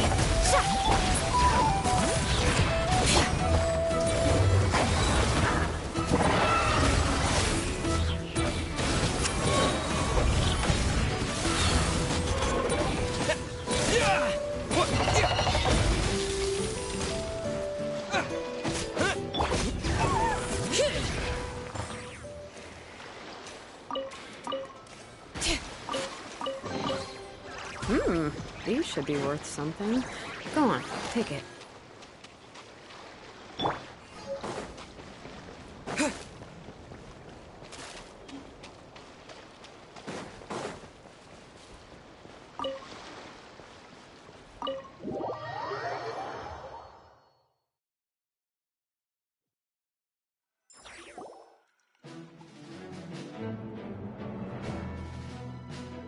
It's a relief to see you all made it back in one piece. Huh? Feels like there's quite a few people missing. Where's Flint's and the others? And what about Nefer? I returned ahead of them. Flint is helping Ino and Anefa to set up the decoys and buy some time. As for Miss Nefer... Boss is still wrapping things up on her end. She sent us back to fill you all in on the top secret intel we've been gathering. I see. Then let's get right into it. But first, who do we have here? You brought someone else in to help? Greetings. I was invited here to help as a longtime Tea Party companion of Columbina's. You may call me Arlecchino. Surely it can't be. Those eyes. Oh, where have I seen them before? Wait, of course. In those memories we just saw. The only Arlecchino I know is the fourth of the Fatui Harbingers. So either you share a pretty uncommon name, or you're more than just a Tea Party buddy. You are well informed, Grandmaster. A man from Mondstadt living all the way out here in Nodcry, and yet the people and affairs of Snezhnaya seem to hold a special place in your heart. Oh, the feeling's mutual. Sounds like you know all about who I am, too. A Fatui Harbinger. The atmosphere in here just got really tense. Guess we can't just start trusting Fatui Harbingers, even at a time like this. I must admit, though, I'm a little curious. Seeing as the Moon Goddess no longer belongs to the Fatui, what makes you so willing to put your neck on the line here? Nor does Nodcry belong to Mondstadt, Mr. Varka. Yet still, you're fighting for it all the same. Things don't always have to have a tangible payoff. Sometimes, stopping things from spiraling out of control is a higher priority than chasing the spoils of victory. Of course, I can't say there's nothing in it for me at all. But that's between Columbina and myself.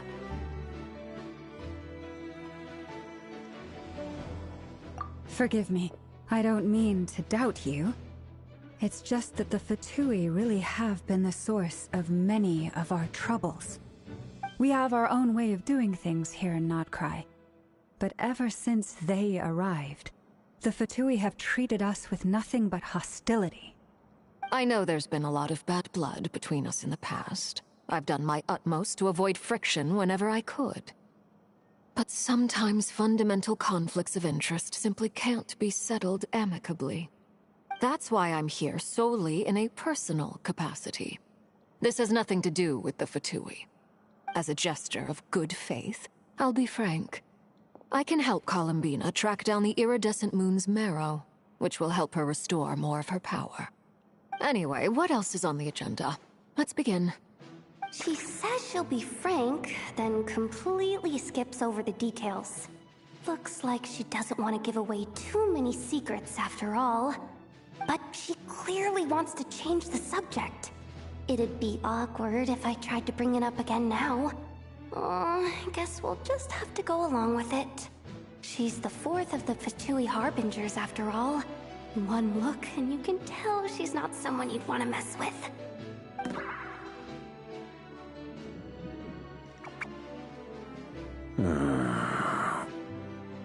Well, since Miss Arlecchino sounds confident in her ability to handle that, we'll proceed to the next topic. Yehoda, time to share that top-secret intel. Alright, listen up everyone. First, we now know that Rerir was originally a Conrian secret agent whose primary mission was to hunt down and assassinate the so-called Dregs of the Crimson Moon. The Dregs of the Crimson Moon? Mm-hmm.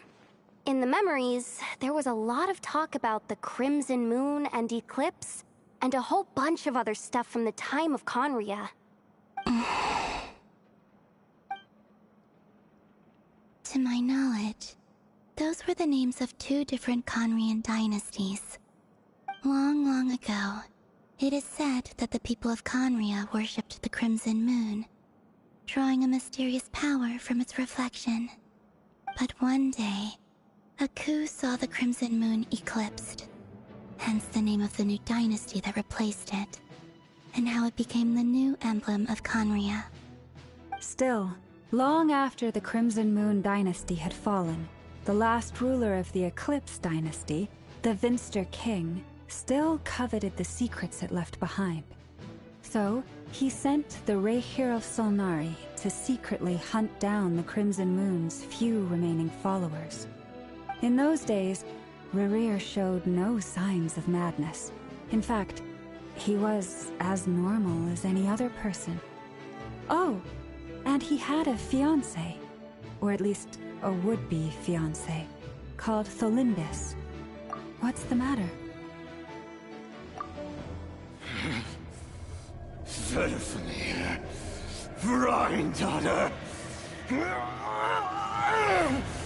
Tholindis, Tholindis. Interesting. Anything else? What about this would-be fiancé of his? Do we know anything about her? Well, she was a researcher at the Universitas Magistrorum, but it felt like she was hiding some kind of secret. Oh, and one more thing. For some reason, Rerir's fragment also contains some of Tholindis' memories, though only a very small portion. Well, no shortage of potential leads, I'll give you that. In any case, it sounds like we can conclude that while Tholindis was still around, Rerir appeared to be lucid and quite normal. Tholindis, it seems, must have been the one thing in this world that he couldn't let go of. Tell me, though, were these pure-blood Conrians we're talking about here? Why do you need to know that? Hold on. If she was a pure-blood Conrian... Oh yeah! Just like how it was with the captain! If we could somehow find her, do you think there's any chance Rerir might regain some of his sanity? It's possible, but it would take a miracle. We can't pin all our hopes on that. That merchant who never knows, Dori Sangama Bay. Alright then. Let's keep working in our separate teams. Traveler, Paimon, Kutar, and Miss Arlecchino will go look for the iridescent moon's marrow. As for the others... On the way over here, I noticed that the Wild Hunt monsters had grown even more frenzied in their search for Kutar. At this rate, the people living here will be in grave danger too. So I'm thinking of gathering together some of our followers to go wipe them out. I'll head back to the Curatorium and meet up with the boss. Feels good knowing we've all got something to be getting on with. Given that the Wild Hunt has been a lot more active lately, the Lightkeepers have likely begun their own operations too. If that is the case, someone will need to pass the news on to Flint's. I'll hold the fort for now, then discuss our next move with Flint's, Aino, and Anefa when they get back. Alright then. Well, the clock's ticking. If that's everything, we'll be on our way. We'd better get moving too. We'll try to buy you as much time as we can. Relax. Just do your thing. Now, I decided to call in some backup since things are getting so hairy. Our reinforcements should be here any minute now. Stay safe, everyone. Dismissed.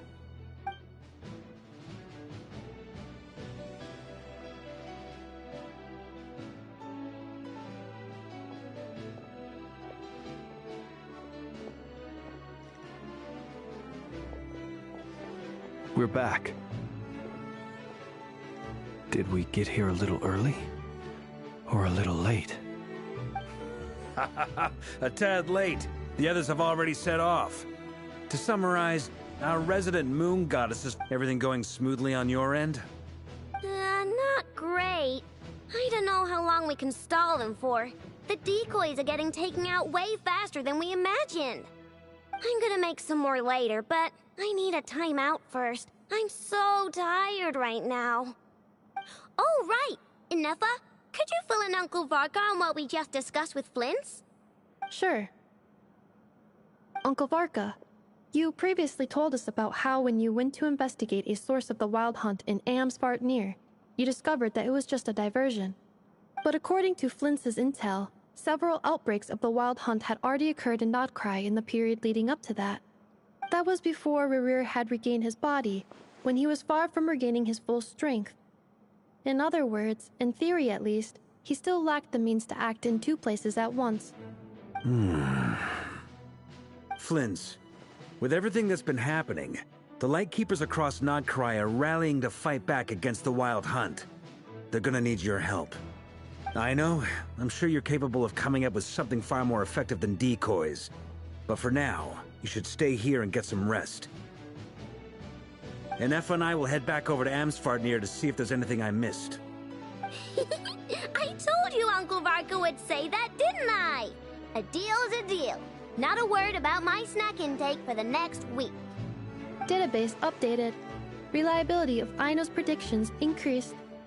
What does that mean? They were betting on how you'd respond after hearing their intel. It's the obvious choice, isn't it? That's hardly worth betting on. We already decided that Ineffa should go investigate the situation over at Amsvartnir on her own. You might as well stay here and keep watch. Someone needs to hang back and oversee our strategy meetings. And besides, you still haven't fully recovered from ambushing Rerir. So I've ended up with the easiest assignment. Well, I appreciate it, everyone. See you when you get back.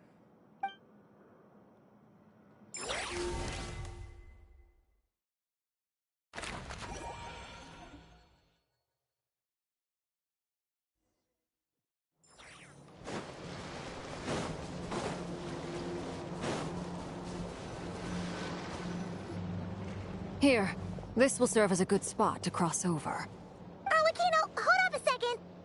Since you brought us all this way, would you mind telling us what you've got planned? We still haven't got the slightest idea what's going on here. And if even Columbina doesn't know where the iridescent moon's marrow is, how do you? Simple. Because I am an inheritor of the royal bloodline of the Crimson Moon. And one of the last surviving embers of the Two Worlds' flames. Huh? Are you serious? Isn't you're a descendant of that Crimson Moon dynasty we were just talking about? Your surprise is understandable. I was also taken aback when I first learned of it. But the more I thought about it, the more I realized the signs had been there all along. When I was young, I discovered I could wield a very special kind of fire. It coursed like blood through my veins. And what's more, whenever I experienced strong bursts of emotion or drew too deeply on this power, it was like some kind of presence within the fire would begin to gnaw away at me, consuming me from the inside out. Exactly. That is why my hands are like this, too. At first, I saw it only as a curse, but once I became a harbinger, the Jester apprised me of the truth. Together with my own investigations over the past few years, there are several things that I have gradually come to understand. For instance, take the so-called Crimson Moon. In truth, it is nothing more than the shattered remnants of the iridescent moon, fused with the abyss to prolong its lifespan. Since this blood flame was bestowed upon me by the Crimson Moon, it is a fusion of the iridescent moon's former power and the corruption of the abyss. You all understand the nature of the abyss well enough. I draw upon its power, and in return, it hungers for my soul. This strange blackness is the mark of corruption it has left behind. If I recall correctly, you once told me that if the corruption ever made it to your heart, you'd become a completely different person. Yes, and that's the reason I'm always careful not to push my power too far. It's essentially a never-ending tug-of-war. Whew. Sounds intense. Anyway, the rest of my story can wait. Is there anything else about the Crimson Moon or the Iridescent Moon that you are unclear about? Paimon has a question! So, the Crimson Moon that the Karians used to worship was actually the Iridescent Moon, right? Which was one of the three Moon Sisters. Does that mean that the Karians were to the Crimson Moon as the Frost Moon Scions are to the Frost Moon? So much of that history has been lost. We have no way of knowing exactly what they were like. But I would suspect that the Conrians weren't as devout in their moon worship as it might appear. The iridescent moon's remains simply served as their link to the Abyss. Later on, perhaps someone discovered a way to make direct contact with the Abyss. Or maybe there was some kind of ideological divide. Either way, a dissenting faction staged a coup and drove out the royal heirs of the Crimson Moon dynasty. Still, even with the dark sun looming high overhead, the Crimson Moon's glow never truly faded. If you want living proof, it's standing right before you. The first time we met, I sensed something familiar in your presence. When I looked at you, I felt I could see that mysterious red moon in the corner of my eye. In your flames, I saw its broken image, surrounded by a strange black aura. Well, I appreciate that you kept it to yourself.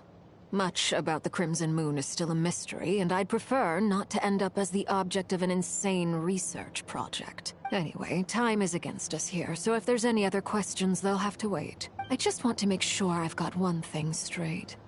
In her letter, Sandrone mentioned that since you are unable to contain the iridescent moon's marrow yourself, you intend to leave it in my custody, correct? That's right. For now, it's the only way I can pay you back for your help. The iridescent moon is already part of who you are. So with its marrow in your possession, you'll be even more powerful than before. Deal. Then let's get started. Get what started? What does this place have to do with the Crimson Moon? When I first became a Harbinger, the Jester gave me a book called Paranhari, also known as Leobranto Innamorato. You should be able to buy a copy next time you're in Fontaine. It's a love story set in the Crimson Moon era. But setting aside the tangled romances of its characters, it also records a few interesting details. In the Crimson Moon era, or so the story goes, there was an orphanage that received children from beyond the bounds of this world, and subjected them to a peculiar induction ceremony. Beyond the bounds of this world? For real? And what kind of induction ceremony? The Crimson Moon sages looked beyond this world for beings with powers that surpassed the gods. But fearing they might lose control, they subjected these children to a process of refinement. They made these children crawl up a fireplace and kept asking them, "Have you died? Did you see it?" Until they finally admitted to having died and seen a crimson moon. The adults embraced the children who passed the ritual, telling them, "Within the fireplace, you have traversed the flames between two worlds. Here and now, you are born anew." The book leaves much unsaid, but I suspect that this was their way of branding the children they had enrolled, leaving an indelible mark upon them so that they would forever live in the Crimson Moon's light. That explains why I can't sense the Crimson Moon's marrow in this world. It makes sense that it would be sealed in a special space that can only be accessed temporarily through some kind of ritual. But there's no fireplace here. Do you see a chimney anywhere? Oh, are we supposed to build it ourselves? Okay, fine. Paimon will go find some bricks. That won't be necessary. The fireplace is purely symbolic. The key to the ritual is crossing the flames between two worlds. In other words, the flames that burn within me. Those burned away by such flames leave behind a kind of ghostly afterimage in the world. In the days of Conria, People believed they could be used to bridge the gap between the two worlds of life and death. In short, I can open a passage to that space for you. That's the easy part. The catch is I'll need to stay on this side to keep the passage open, so I won't be able to come with you. Once you're inside, you'll have to find your own way. Very well. Then I'll open it up. Traveler, spare me a little more moonlight if you would. I may need it.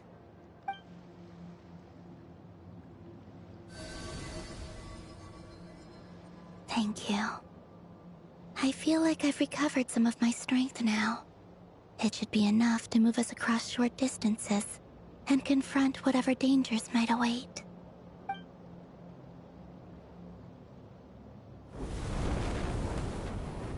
Mistress of the seven hues of ages past, great mother of the present, crimson-clad sovereign of the two realms, by fire severed, by fire renewed, I offer myself now and beseech your descent.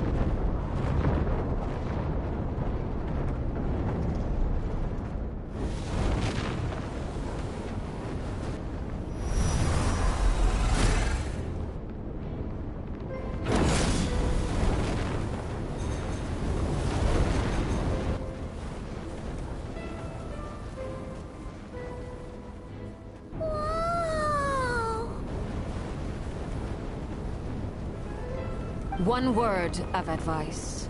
As you're crossing over, no matter what voices you hear, do not answer. Got it! I sense a sinister gloom inside, but also the familiar light of the moon. I feel that I am about to meet an old friend who has changed beyond all recognition.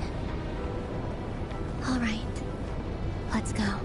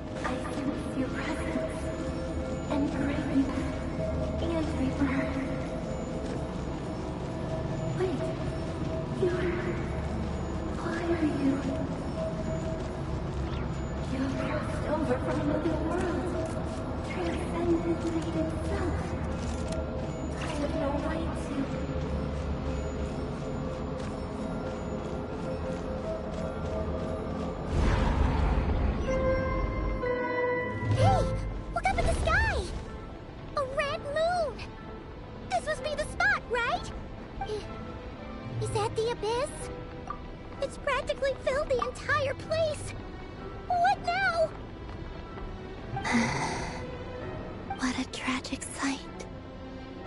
Fragments of your broken body, seized by the abyss, and hung up aloft like mummified remains. Iridescent moon. Was this truly what you wished for? Careful! There's something spooky about this place. Feels like something is lurking in the fog. Paimon's right behind you. Whatever you...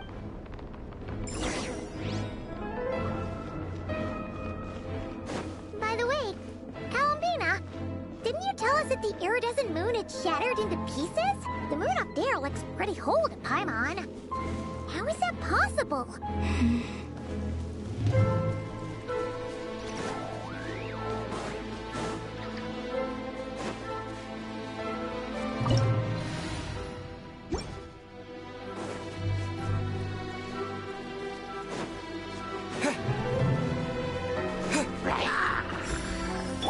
Rise with the sun! Get to work! Fulfill our pact!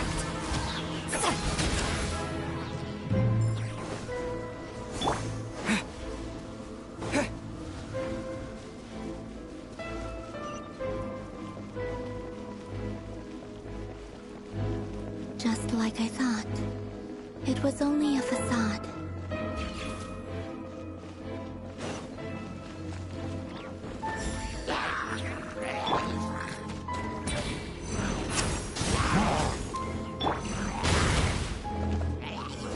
Show no mercy!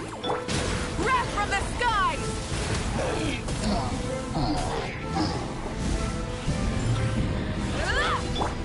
Letting brave names echo!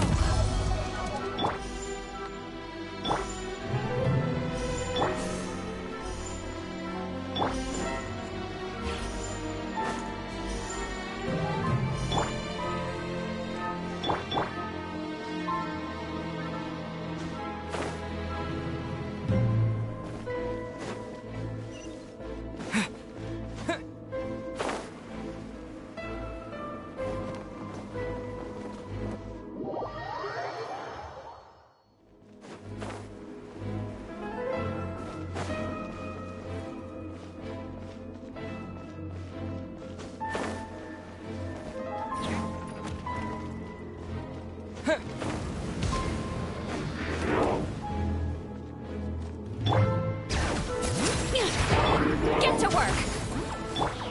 Burn it down! Pyroclastic surge!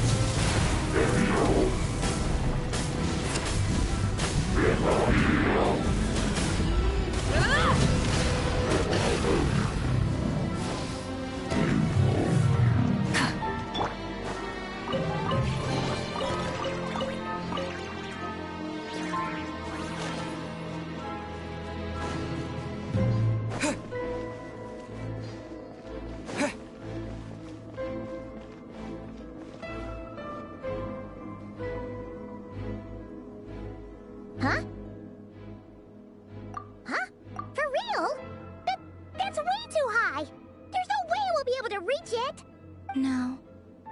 I'm not sensing anything up there. It's coming from under the mountain. Let's see... Ah!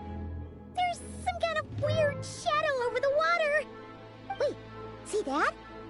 Looks like a mechanism of some sort. Let's check it out!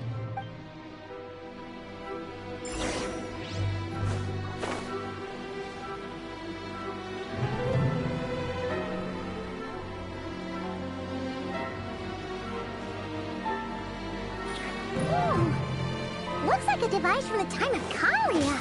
Maybe people once came here to study the Crimson Moon's domain, and they left this behind. Oh, if we can activate it, we might find some clues.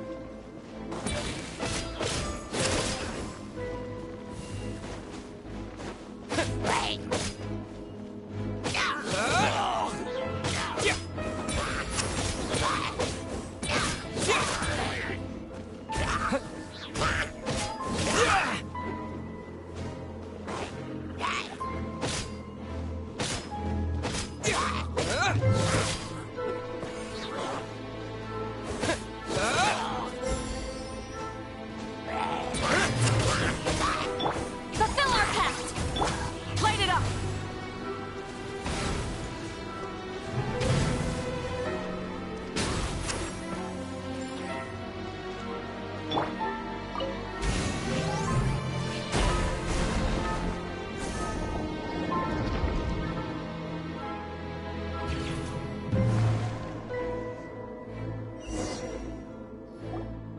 Hey, look at that!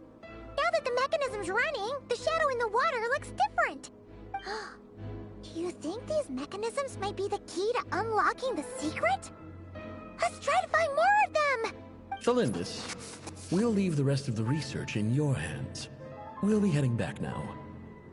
I hope this isn't ruining date night. Ugh. Mind your own business. Just leave me some snacks on the table. Celindis? Is that Rear's girlfriend? How come we're hearing her voice here? Oh yeah! So, do you think she was studying this strange space all along? The Abyss has made this space extremely unstable. Maybe that's why some of the things she said and did were preserved here. Like... Whenever I see this view, it takes me back to a poem from my childhood. Waning moon, oh lifeless damsel, weeping on the mountain crest. mourning still in wistful tone, her fragile soul now laid to rest. For me, of all people, to be here investigating the mysteries of the Crimson Moon space. Is it a coincidence? Or something more?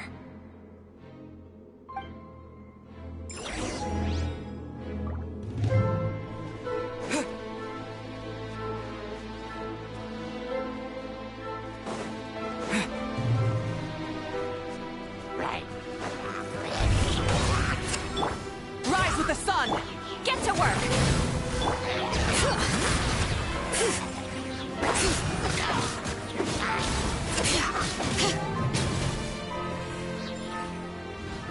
Hear the echoes of the valley!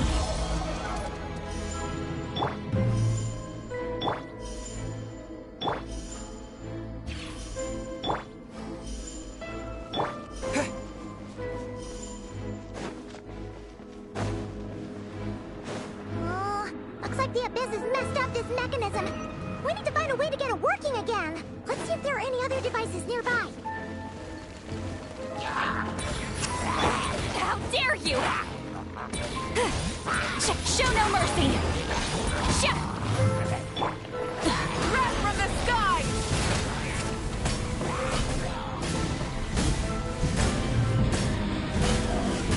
Incinerate!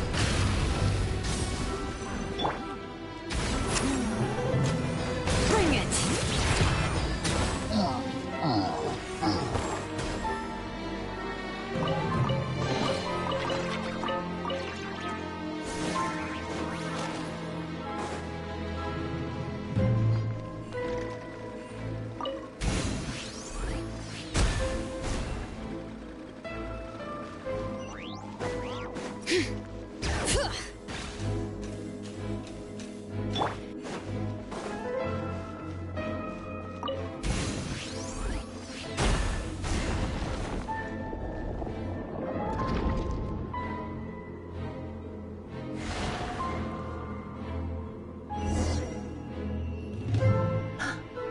I see. So the moon marrow, or rather the power of the 3 moons, is the key to unlocking... If it really does exist, then maybe this madness can finally be put to an end.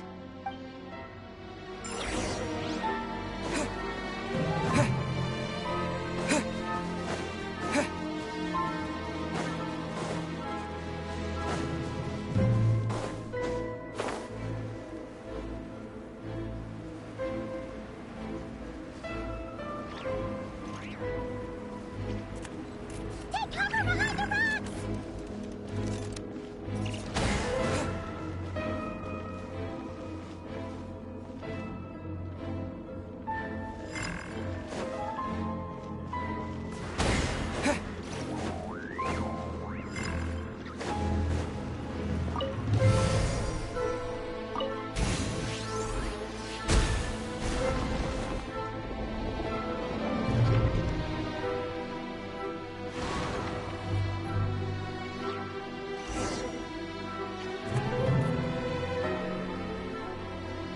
With the Abyss inhibitors in place, I should be able to access the chamber with the moon marrow.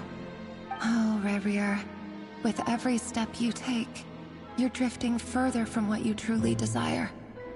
But you're not the root of the problem.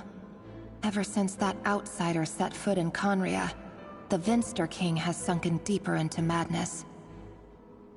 If only I could get my hands on that outsider.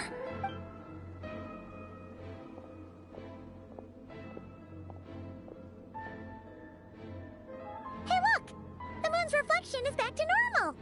Elendis' voice mentioned a chamber with the moon marrow. Do you think maybe it's hidden in the moon's reflection? It must be. For within it, I sense the fragile aura of a dying soul. Then there's no time to lose! Let's go!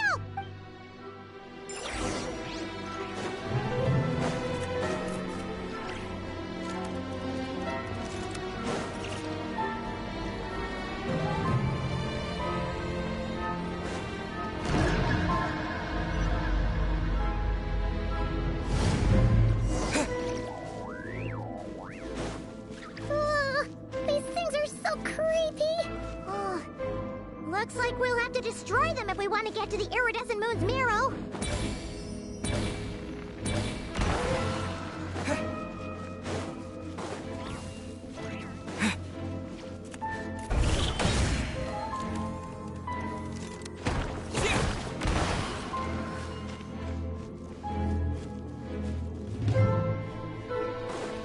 That must be the iridescent moon's marrow!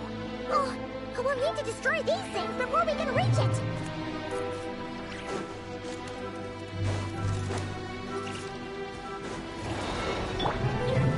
Get to work! Light it up! Pyroclastic surge!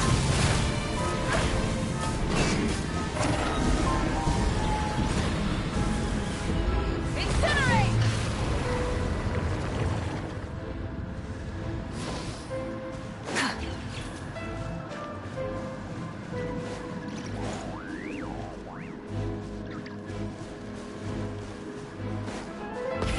Rev the engines!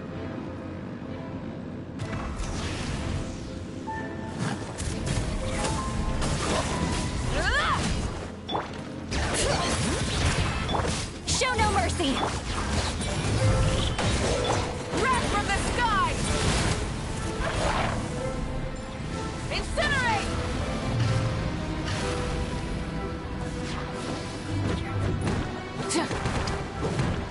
Hang in there! We're so close!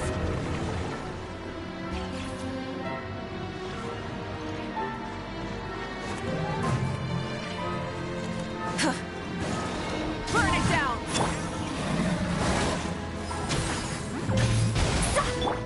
Bring it! Light of the blazing sun!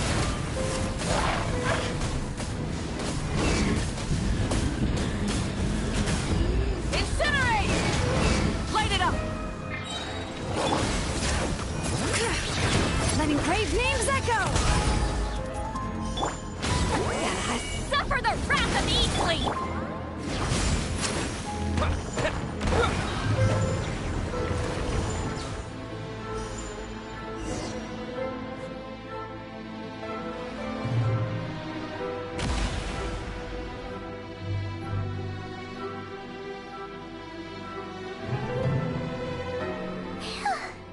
We finally did it!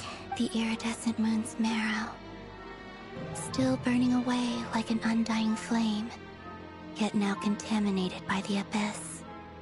If we can purify the abyssal power within, we should be able to obtain its untainted essence.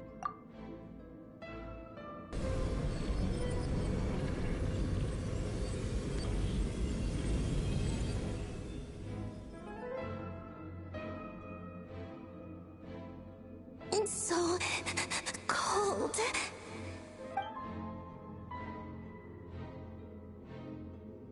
Is it you? Are you here? Huh? Are you talking to us? At long last. I'm sorry. The moment the tell me, you look so puzzled. That's how I felt too when I first saw you. But trust me when I say that everything happens for a reason. What was that all about? Was that the goddess of the iridescent moon? It sounded like she was speaking to a long-lost friend. But none of us have ever met her before, right? Perhaps. She took me for the goddess of the frost moon she once knew. For a fading soul like hers, our auras must be too similar to tell apart. But anyway, we've got the iridescent moon's marrow now. That should help you regain your strength, right? Alright. Time to leave this place and meet back up with Arlecchino.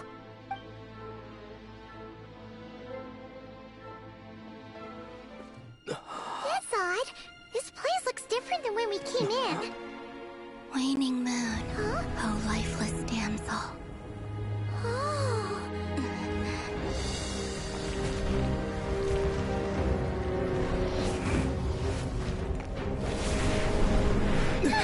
Hurry! The place is collapsing! It wants to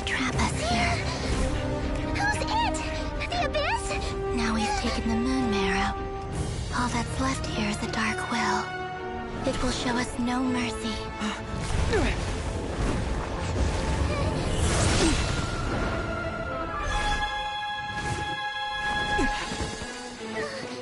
Give it back! The crimson moons! My marrow! My heart!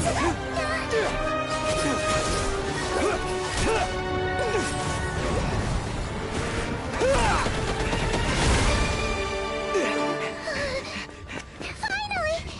Huh? Oh no! The exit's blocked! They're back! Now what do we do? This is where you fall. Witness my rise. What are you waiting for?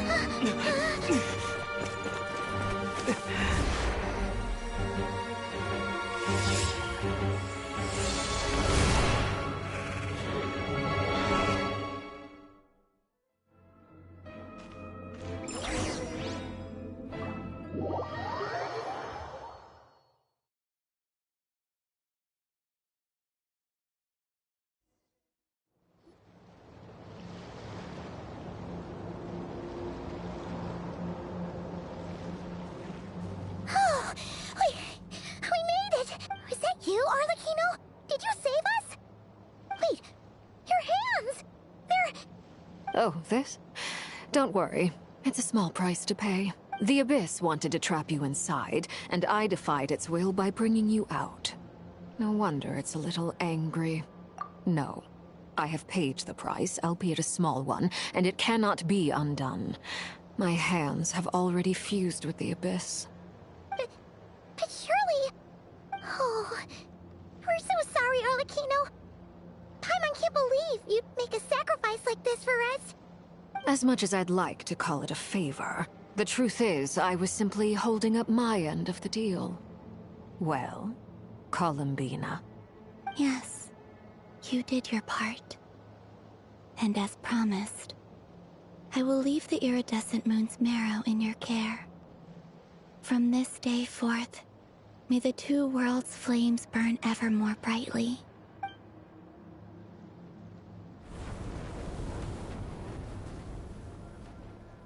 I'll take that as a blessing. Now, Columbina, give me your hand. Accept this moonlight I offer in return.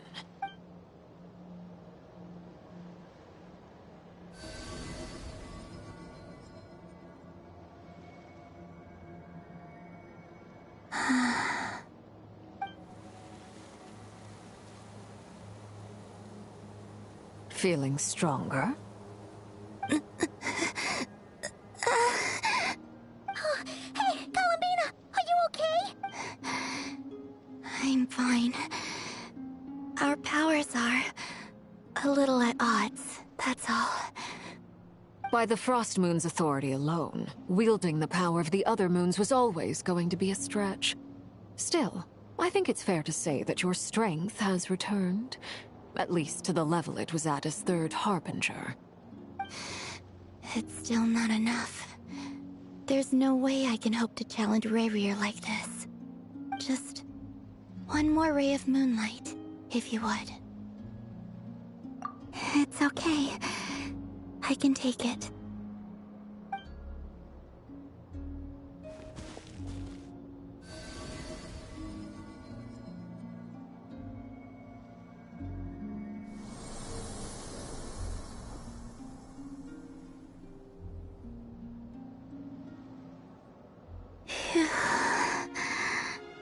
How about now? Fighting fit? At the very least, I won't have to stay hidden like before. I want to see him gone from Not Cry. The Ray here of Solnari and his wild hunt must be sent back where they belong. Well, it's good to have something to aim for. You certainly seem more alive now than you did earlier. When I first met you, you didn't strike me as a ray of moonlight. More like a wisp of fog drifting in from who knows where, ready to scatter at the first sign of a breeze. But now, you're full of vitality. Just like the Frost Moon, once the brightest of them all. May you keep shining, Columbina. This is who you are. Thank you. Look after yourself too, Arlecchino. I know you have plans of your own, and that's why you're always seeking to grow stronger. But whatever you're after, don't let the Abyss take a hold of you. I do not wish to see you go down the same path as Revier. I appreciate the concern, Columbina. Although perhaps it's time you took a new name. A new name? Kutar, the Moon Maiden, Columbina. They're nothing more than code names. They describe who she is and the roles she's played, but they're not her real name. We often use code names in the House of the Hearth, too. But it's knowing your real name that keeps you grounded. Up till now, you've been living a wandering life, so you've probably never really cared. All I'll say is this. Once you've defeated Revier, give it some thought. All right, that's it from me. I'll get you back safely first, then go meet up with Sandrone. You're the best! I appreciate the gesture. It speaks to your good character. Anyway, let's get going. There are more urgent things to do right now than trade compliments.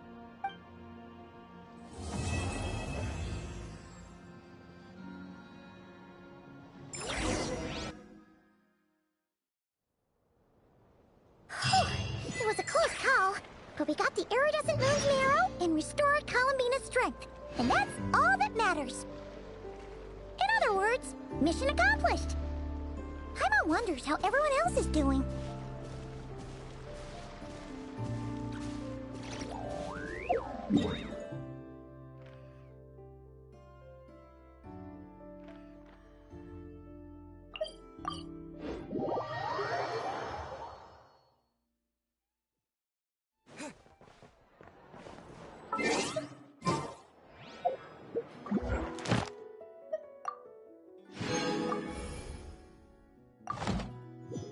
Ad Astra.